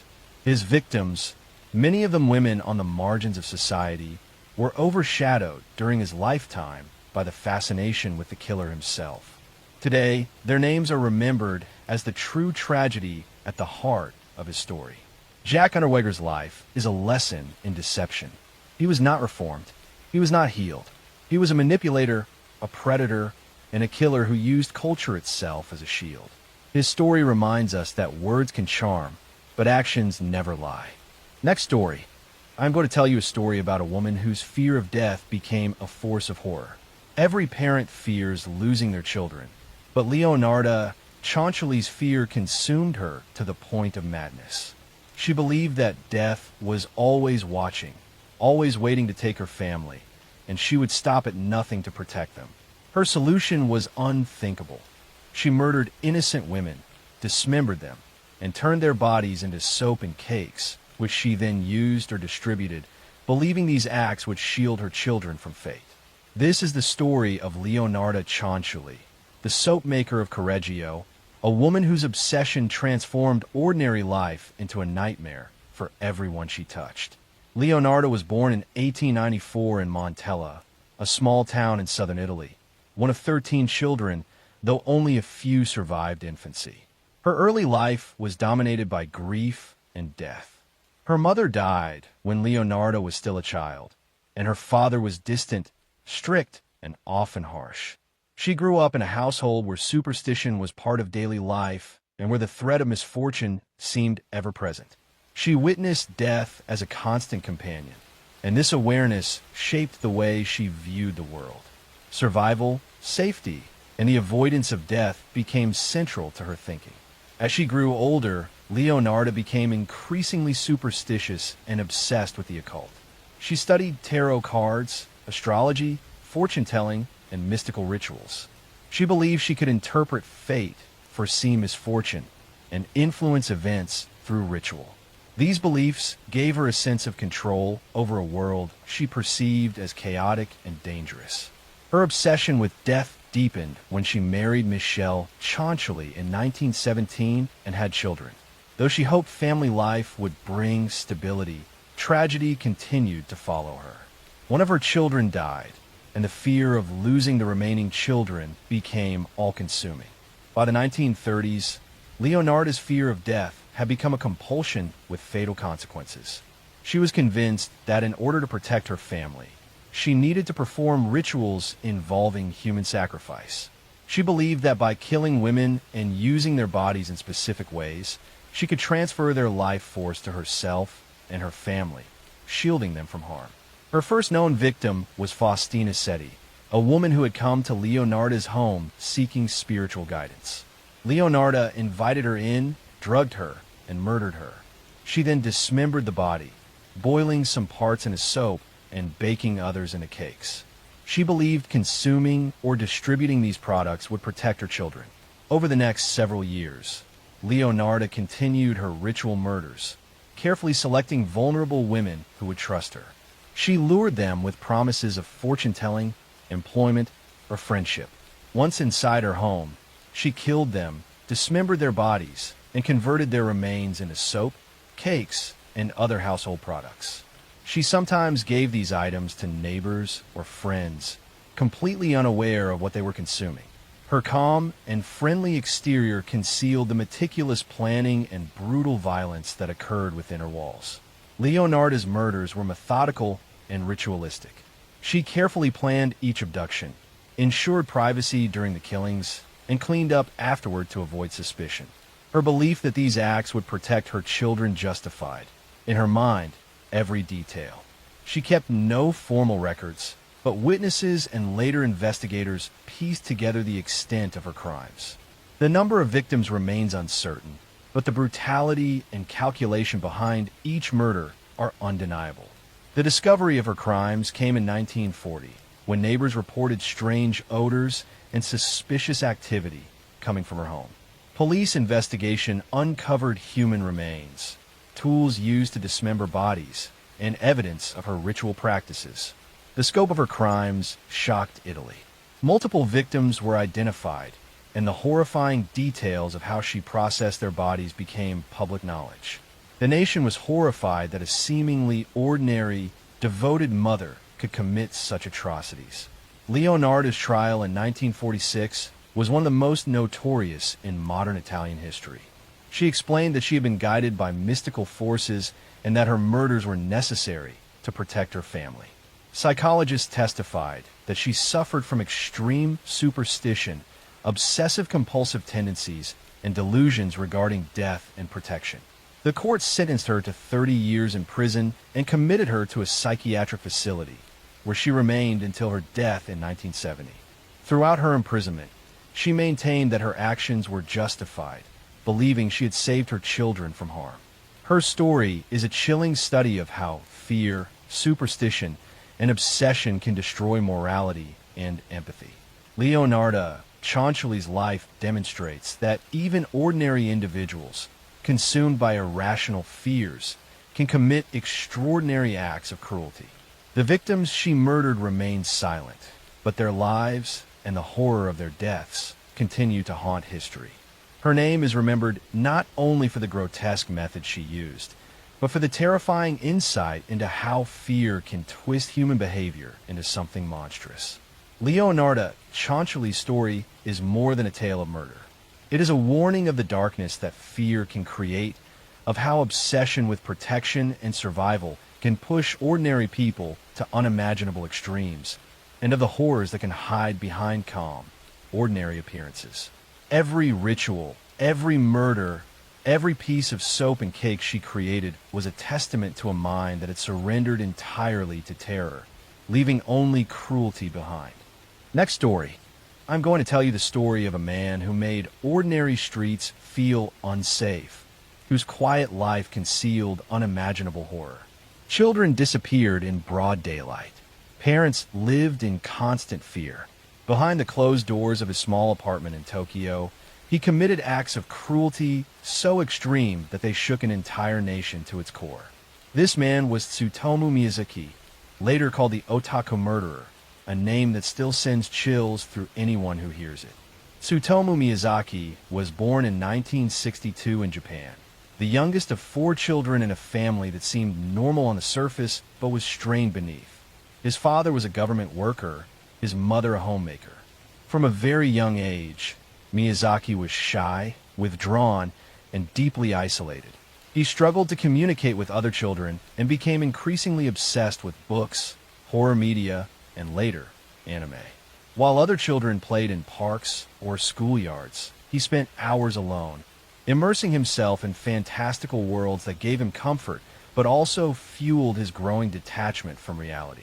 By his teenage years, Miyazaki's behavior had become alarming. He was socially awkward to the point of being almost invisible in public, yet in private, he developed obsessive tendencies.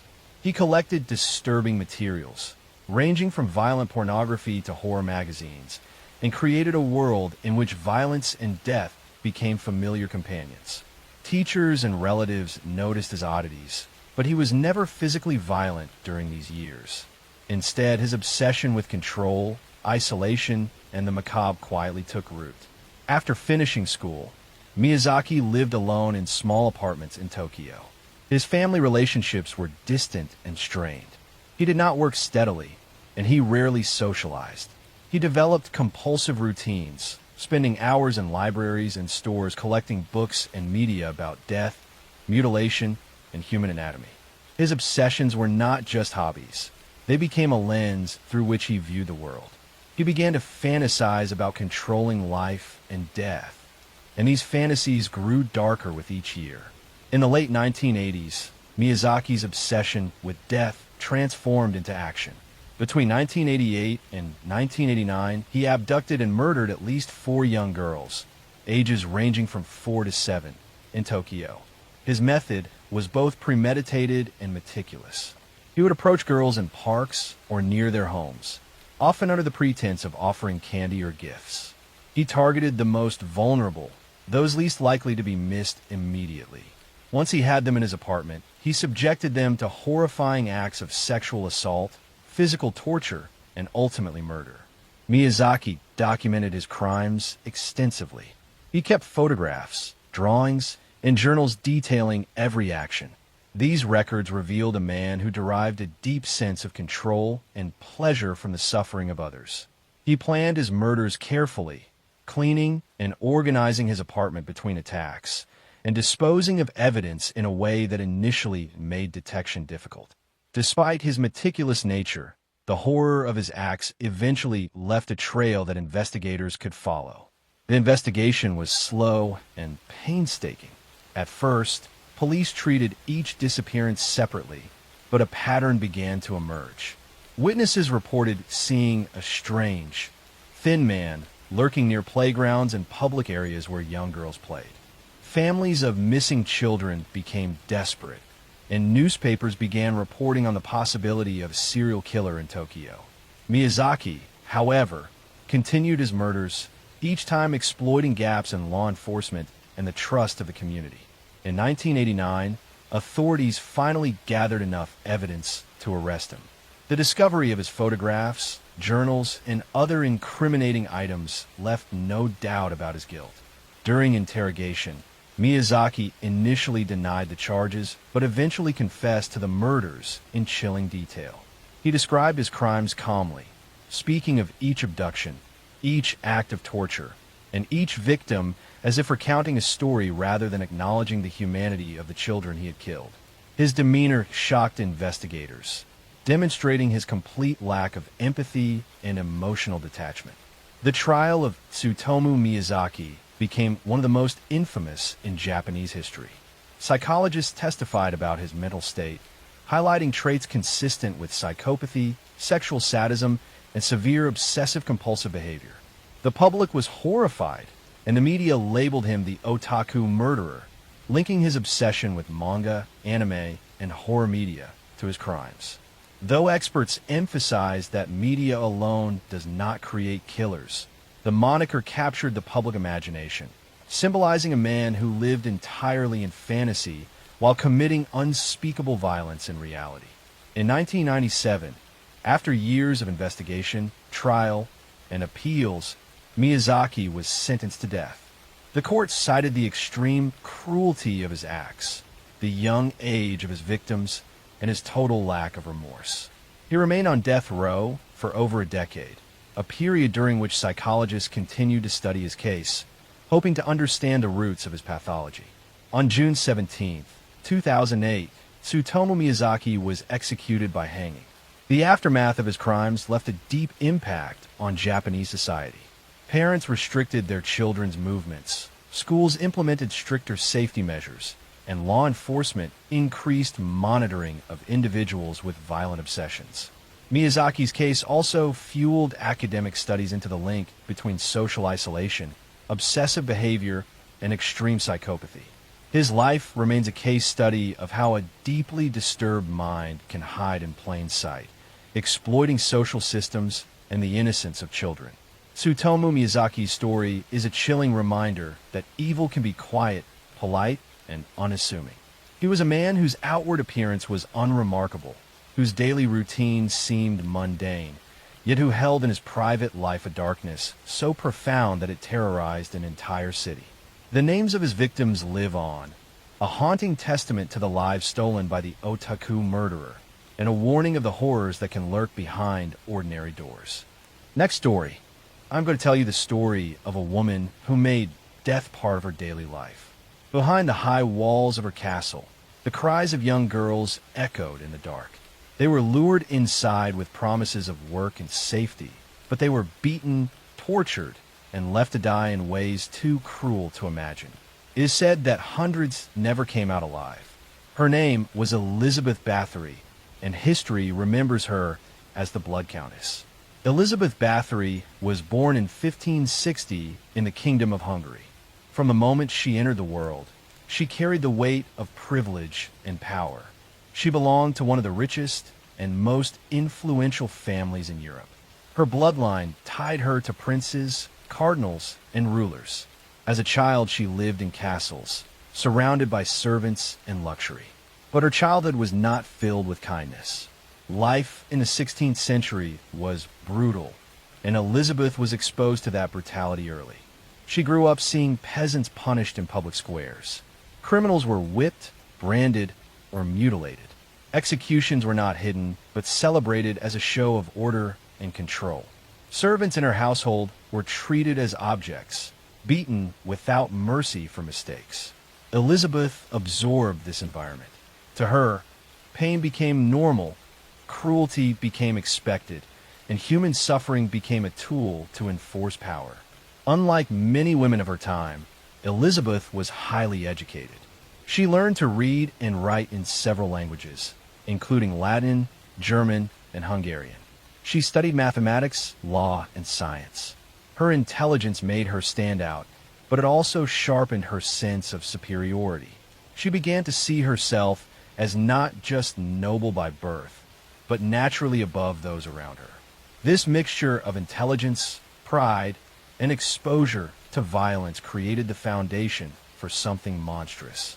At the age of 15, Elizabeth married Count Ferenc Nadasdy. a man feared for his cruelty on the battlefield. Their wedding united two powerful dynasties and secured Elizabeth even greater influence. She moved into her husband's castle and soon found herself in charge of vast estates. Ference was often away fighting wars, leaving Elizabeth to rule alone.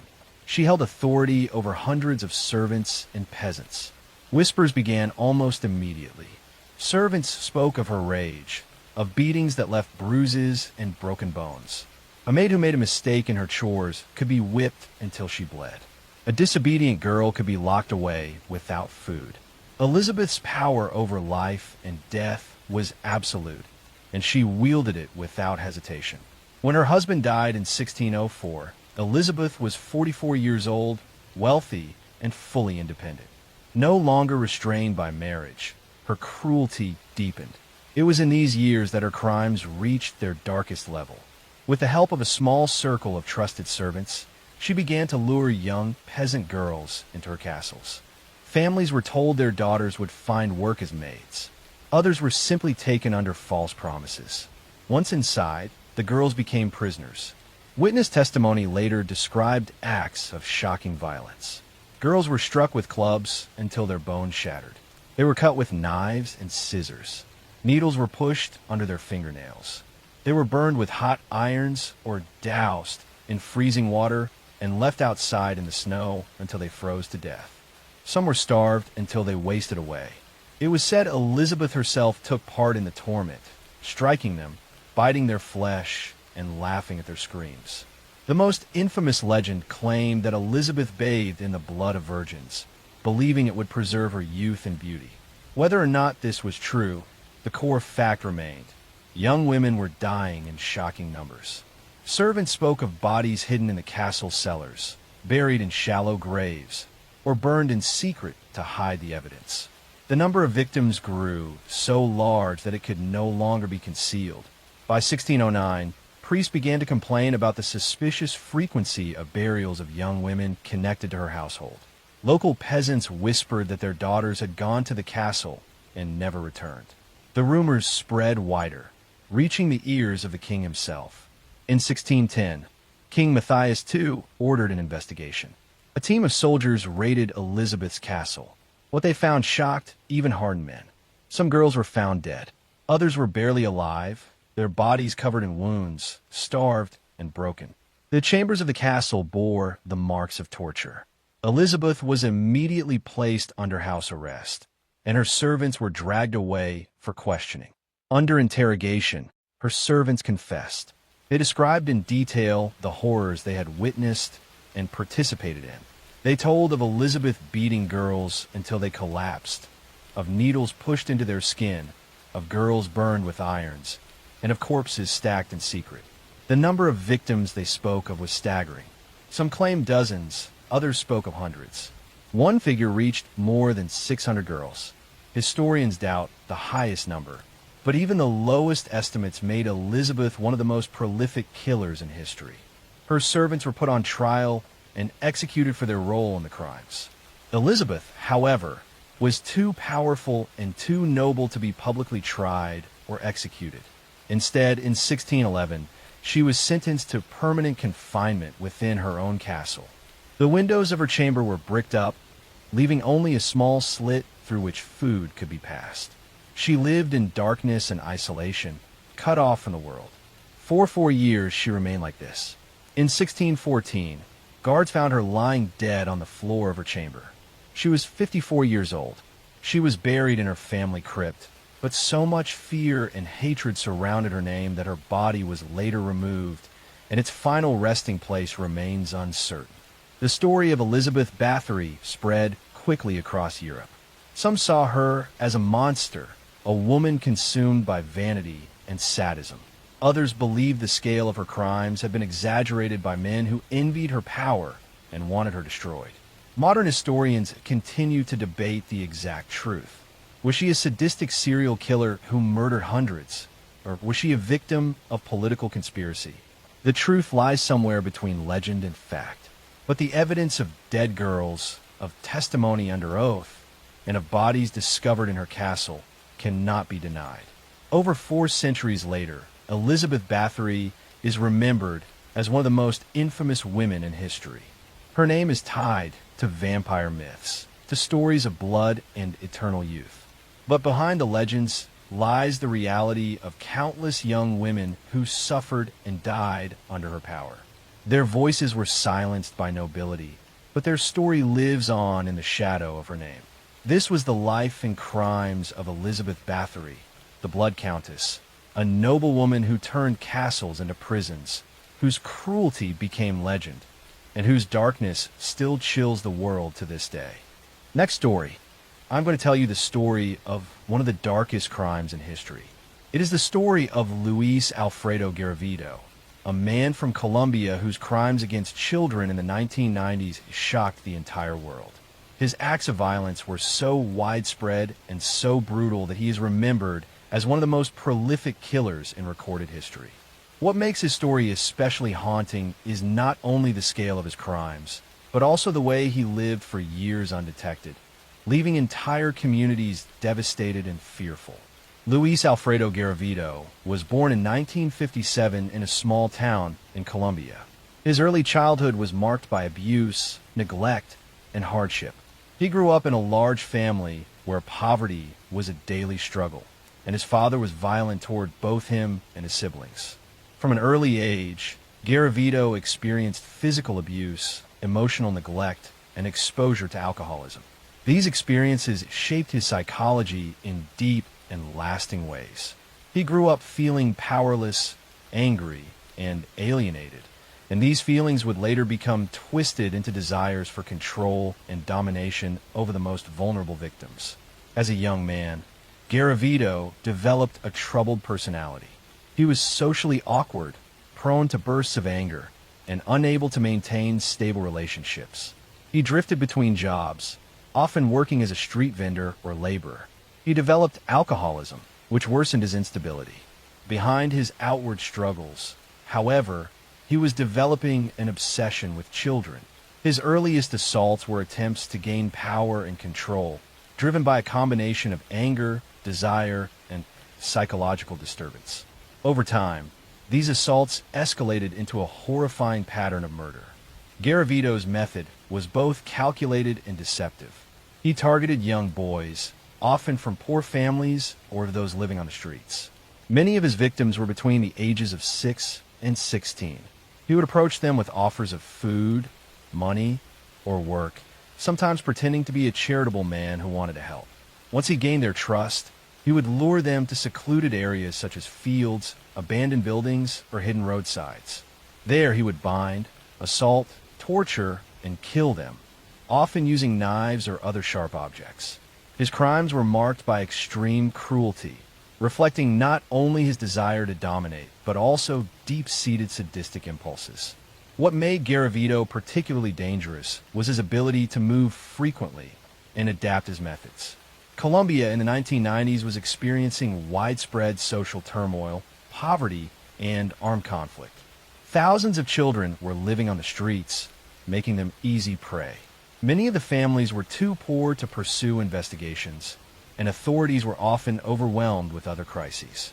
This environment allowed Garavito to operate for years without drawing major attention. By the mid-1990s, reports of missing boys were rising dramatically. Communities began to notice patterns. Bodies of children were found in clusters, often in rural areas. Many showed signs of torture and mutilation. The level of violence was shocking, and fear began to spread as families realized a predator was targeting their children. Still, it took years for authorities to connect the cases and identify Garavito as the suspect. The breakthrough came in 1999 when police discovered a mass grave containing the remains of multiple children. Evidence collected at the site, including clothing and personal items, led investigators to track Garavito's movements. Around the same time, a boy who had survived one of his attacks provided descriptions that matched him. Police began to close in, and Garavito was eventually arrested. During interrogation, Garavito confessed in chilling detail. He admitted to murdering 140 children and suggested the number might be even higher. Later investigations linked him to over 170 victims. though some estimates place the true figure at more than 200. His calm and matter-of-fact descriptions of the crimes horrified investigators. He explained how he chose his victims, how he gained their trust, and how he killed them. He showed no real remorse, only a detached recounting of events as if he were describing a routine. Garavito's trial was one of the most significant in Colombian history. The scale of his crimes was unprecedented. Families of victims filled the courtroom, demanding justice and answers. Psychologists testified about his severe antisocial personality disorder, his sadistic impulses, and his compulsive behavior. He was described as a predator driven by uncontrollable urges, but also as a calculating manipulator who carefully planned his actions. In 1999, Garavito was sentenced to 1,853 years in prison, the longest sentence ever given in Colombia at the time. However, under Colombian law, the maximum time an individual can serve is 40 years. This caused outrage among the public, as many felt it was not sufficient punishment for the scale of his crimes. Authorities later adjusted the maximum to 60 years for special cases, but it still meant that Garavito could not technically serve the full length of his sentence. While in prison, Garavito occasionally cooperated with investigators, helping them locate burial sites of his victims. Even so, his behavior in prison reflected the same manipulative personality he had always shown. He sometimes portrayed himself as repentant, asking for forgiveness, while at other times he remained cold and detached. Families of victims struggled with the knowledge that the man responsible for so much pain would never face the full measure of justice. Garavito's crimes had a lasting impact on Colombia. They highlighted the vulnerabilities of street children and the failures of institutions meant to protect them. His actions forced reforms in how authorities track missing children, investigate serial crimes, and provide resources for poor families. Nonprofit organizations and child protection groups grew stronger in the aftermath, determined to prevent another tragedy on such a scale. Psychologists studying Garavito's case have described him as one of the most extreme examples of sadistic serial killers. His lack of empathy, his ability to deceive, and his willingness to kill repeatedly made him extraordinarily dangerous. The fact that he targeted children, the most vulnerable members of society, made his crimes especially horrifying. He remains one of the most studied cases in criminal psychology, both for the sheer number of victims and the systematic way in which he carried out his murders. Luis Alfredo Garavito died in 2023 while still in prison, reportedly from natural causes. His death brought a measure of closure, though for many families it was too late. The memory of the children he killed continues to haunt Colombia, and his story remains a warning about the depths of human cruelty and the need for vigilance in protecting the vulnerable. The story of Garavito is not just about one man's crimes. It is also about the social and economic conditions that made those crimes possible. Poverty, neglect, and weak institutions allowed him to thrive for years. His actions forced Colombia to confront those weaknesses, and though progress has been made, the pain of his victims' families remains a permanent scar. Today, Garavito is remembered as one of the worst killers in history. His crimes stand as a reminder of what can happen when society fails to protect its children. The lessons from his case continue to inform criminal justice systems around the world, ensuring that the suffering he caused is never forgotten. Next story. I'm going to tell you the story of one of the darkest crimes in history. It is the story of Marc Dutroux, a man whose actions in Belgium during the 1980s and 1990s revealed not only the extent of his cruelty, but also exposed failures in the country's police and justice systems. His crimes shocked an entire nation, and his name remains one of the most infamous in Europe's criminal history. Marc Dutroux was born in Brussels in 1956. He was the eldest of 5 children in a family marked by instability and neglect. His parents were both teachers, but they were harsh, distant, and unable to provide warmth. At home, arguments were frequent and emotional care was lacking. By the time Dutroux reached adolescence, his parents divorced, and he spent much of his teenage years drifting between relatives and institutions. The lack of structure and affection played a key role in shaping his personality. Teachers described him as intelligent but manipulative. He often lied, stole, and tried to bend situations to his advantage. During his teenage years, Dutrix began to show disturbing tendencies. He was fascinated by control and domination. He frequently stole from classmates and bullied weaker peers. By the age of 18, he had already been arrested several times for theft and auto crimes. These early brushes with the law did little to deter him, and he quickly gained a reputation as a cunning but untrustworthy young man. In the late 1970s and early 1980s, Dutrix's crimes escalated. He began abducting and assaulting young girls, using manipulation and physical force to gain control. In 1986, he was arrested and convicted of kidnapping and assaulting 5 girls. He was sentenced to 13 years in prison. At the time, psychiatrists who evaluated him described him as manipulative, narcissistic, and dangerous, with a high risk of reoffending.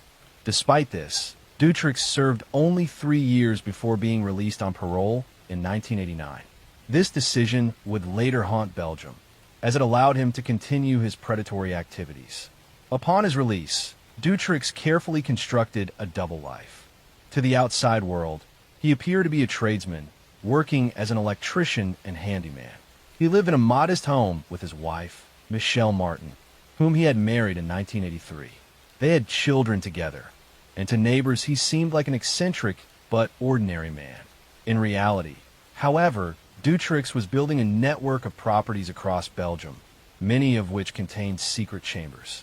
In one of his most disturbing acts of preparation, Dutrix built underground cells in the basements of his homes. These chambers were hidden behind false walls and secured with heavy locks. They were small, dark, and designed to hold young girls captive. He stocked them with food, water, and mattresses. His planning showed methodical premeditation and a chilling level of organization. Throughout the early 1990s, Dutrix resumed his cycle of abduction. His method was simple but effective. He would drive around areas where children walked home from school or gather with friends, and he would lure or force them into his vehicle. Once in his control, they were taken to the hidden chambers and held in captivity. There, they endured prolonged suffering, including assault and psychological torment. Dutrix was not acting entirely alone. His wife, Michelle Martin, played a crucial role in his crimes. She sometimes lured victims by pretending to offer them help. She also fed and monitored the imprisoned girls while Dutrix was away.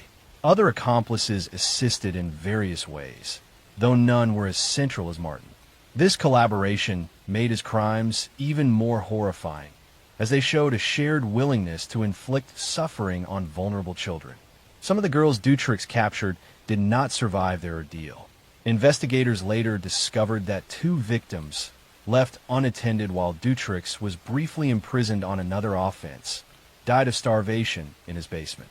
Michelle Martin, though aware of their presence, failed to intervene or provide food. These deaths highlighted not only Dutrix's cruelty, but also Martin's complicity. The scale of Dutrix's crimes might never have been fully uncovered if not for a series of investigative breakthroughs in 1996. After reports of another attempted abduction, police linked Dutrix to the crime. When his properties were searched, investigators made a chilling discovery. Behind false walls and beneath floors, they found hidden chambers where children had been held captive. Some victims were rescued alive, while the remains of others were unearthed. Authorities also recovered videotapes Dutrix had made, documenting his crimes and confirming the extent of his actions. The revelations shocked Belgium to its core. The public was horrified not only by the brutality of the crimes, but also by how many opportunities had been missed to stop Dutrix earlier. Neighbors had reported suspicious activity, including sounds of children crying, but searches of his home had been careless. In one instance, police officers stood just feet above where 2 girls were imprisoned but failed to discover the hidden compartment. As news spread, Belgium erupted in anger. The people demanded accountability, not only for the crimes, but for the repeated failures of the justice system. In October 1996, hundreds of thousands of Belgians took to the streets in what became known as the White March. Citizens dressed in white and carried white balloons as symbols of innocence lost. It was one of the largest public demonstrations in Belgian history, reflecting the collective grief and outrage of a nation betrayed by its institutions. The trial of Marc Dutroux began in 2004, nearly a decade after his arrest. It lasted months and was followed closely by the international press.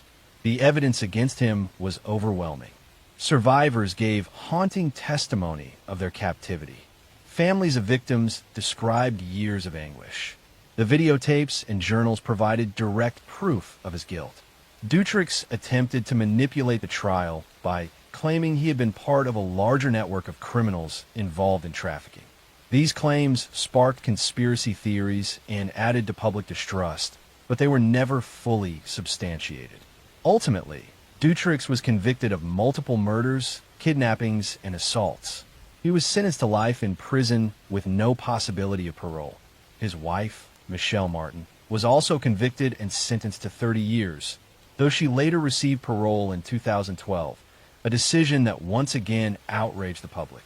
The aftermath of the Dutroux case was far-reaching. It led to reforms in the Belgian police and judicial system, including better coordination between agencies, stricter sentencing for dangerous offenders, and improved procedures for handling missing persons. The case became a symbol of both the depths of human cruelty and the necessity of institutional accountability. Psychologists who studied Dutroux described him as a manipulative, narcissistic predator. He exhibited traits of antisocial personality disorder, with a total lack of empathy for his victims. He was motivated by control and domination, seeing his victims not as human beings, but as objects to satisfy his desires. His ability to live an outwardly ordinary life while secretly committing such atrocities remains one of the most chilling aspects of his story. Next story. I'm going to tell you the story of one of the darkest crimes in history. It is the story of Rodney Alcala, a man whose charm, intelligence, and outward appearance concealed a pattern of violence and manipulation that terrorized women for decades. Known as the dating game killer, his case stands as one of the most chilling examples of how a predator can operate in plain sight while deceiving nearly everyone around him. Rodney James Alcala was born in 1943 in San Antonio, Texas. His early childhood was marked by instability. When he was young, his father abandoned the family, leaving his mother to raise the children alone. They relocated to Los Angeles, where Alcala grew up. Accounts from his youth describe him as intelligent, artistic, and gifted in school. He showed talent in photography and had an ability to draw people toward him with his personality. Yet beneath this outward image lay a growing tendency toward manipulation and control. Alcala joined the United States Army at the age of 17. He was stationed as a clerk, but his time in the military ended abruptly. In 1964, after suffering what was described as a nervous breakdown, he deserted his post. Military psychologists later diagnosed him with antisocial personality traits, and he was discharged on medical grounds. This episode revealed the instability and psychological issues that would continue to shape his life. By the late 1960s, Alcala had begun targeting women and children. In 1968, in Los Angeles, he committed one of his first known assaults. He lured an 8-year-old girl into his apartment and attacked her. A passerby intervened, and the girl survived, though severely injured. Alcala fled the state and was placed on the FBI's most wanted list. He adopted new identities, enrolled in college in New York, and even studied film under the famous director Roman Polanski. This ability to shift identities and blend into new environments became a hallmark of his predatory style. Eventually, Alcala was arrested and convicted for the 1968 assault, but the legal system at the time imposed light consequences. He served a short sentence and was released on parole in the early 1970s. Despite the clear evidence of his danger to society, parole boards granted him freedom multiple times. This repeated leniency allowed Alcala to continue his cycle of violence. Throughout the 1970s, Alcala refined his methods. He presented himself as a professional photographer, often approaching women and offering to take their pictures for modeling portfolios. He carried a camera and used his charm to gain trust.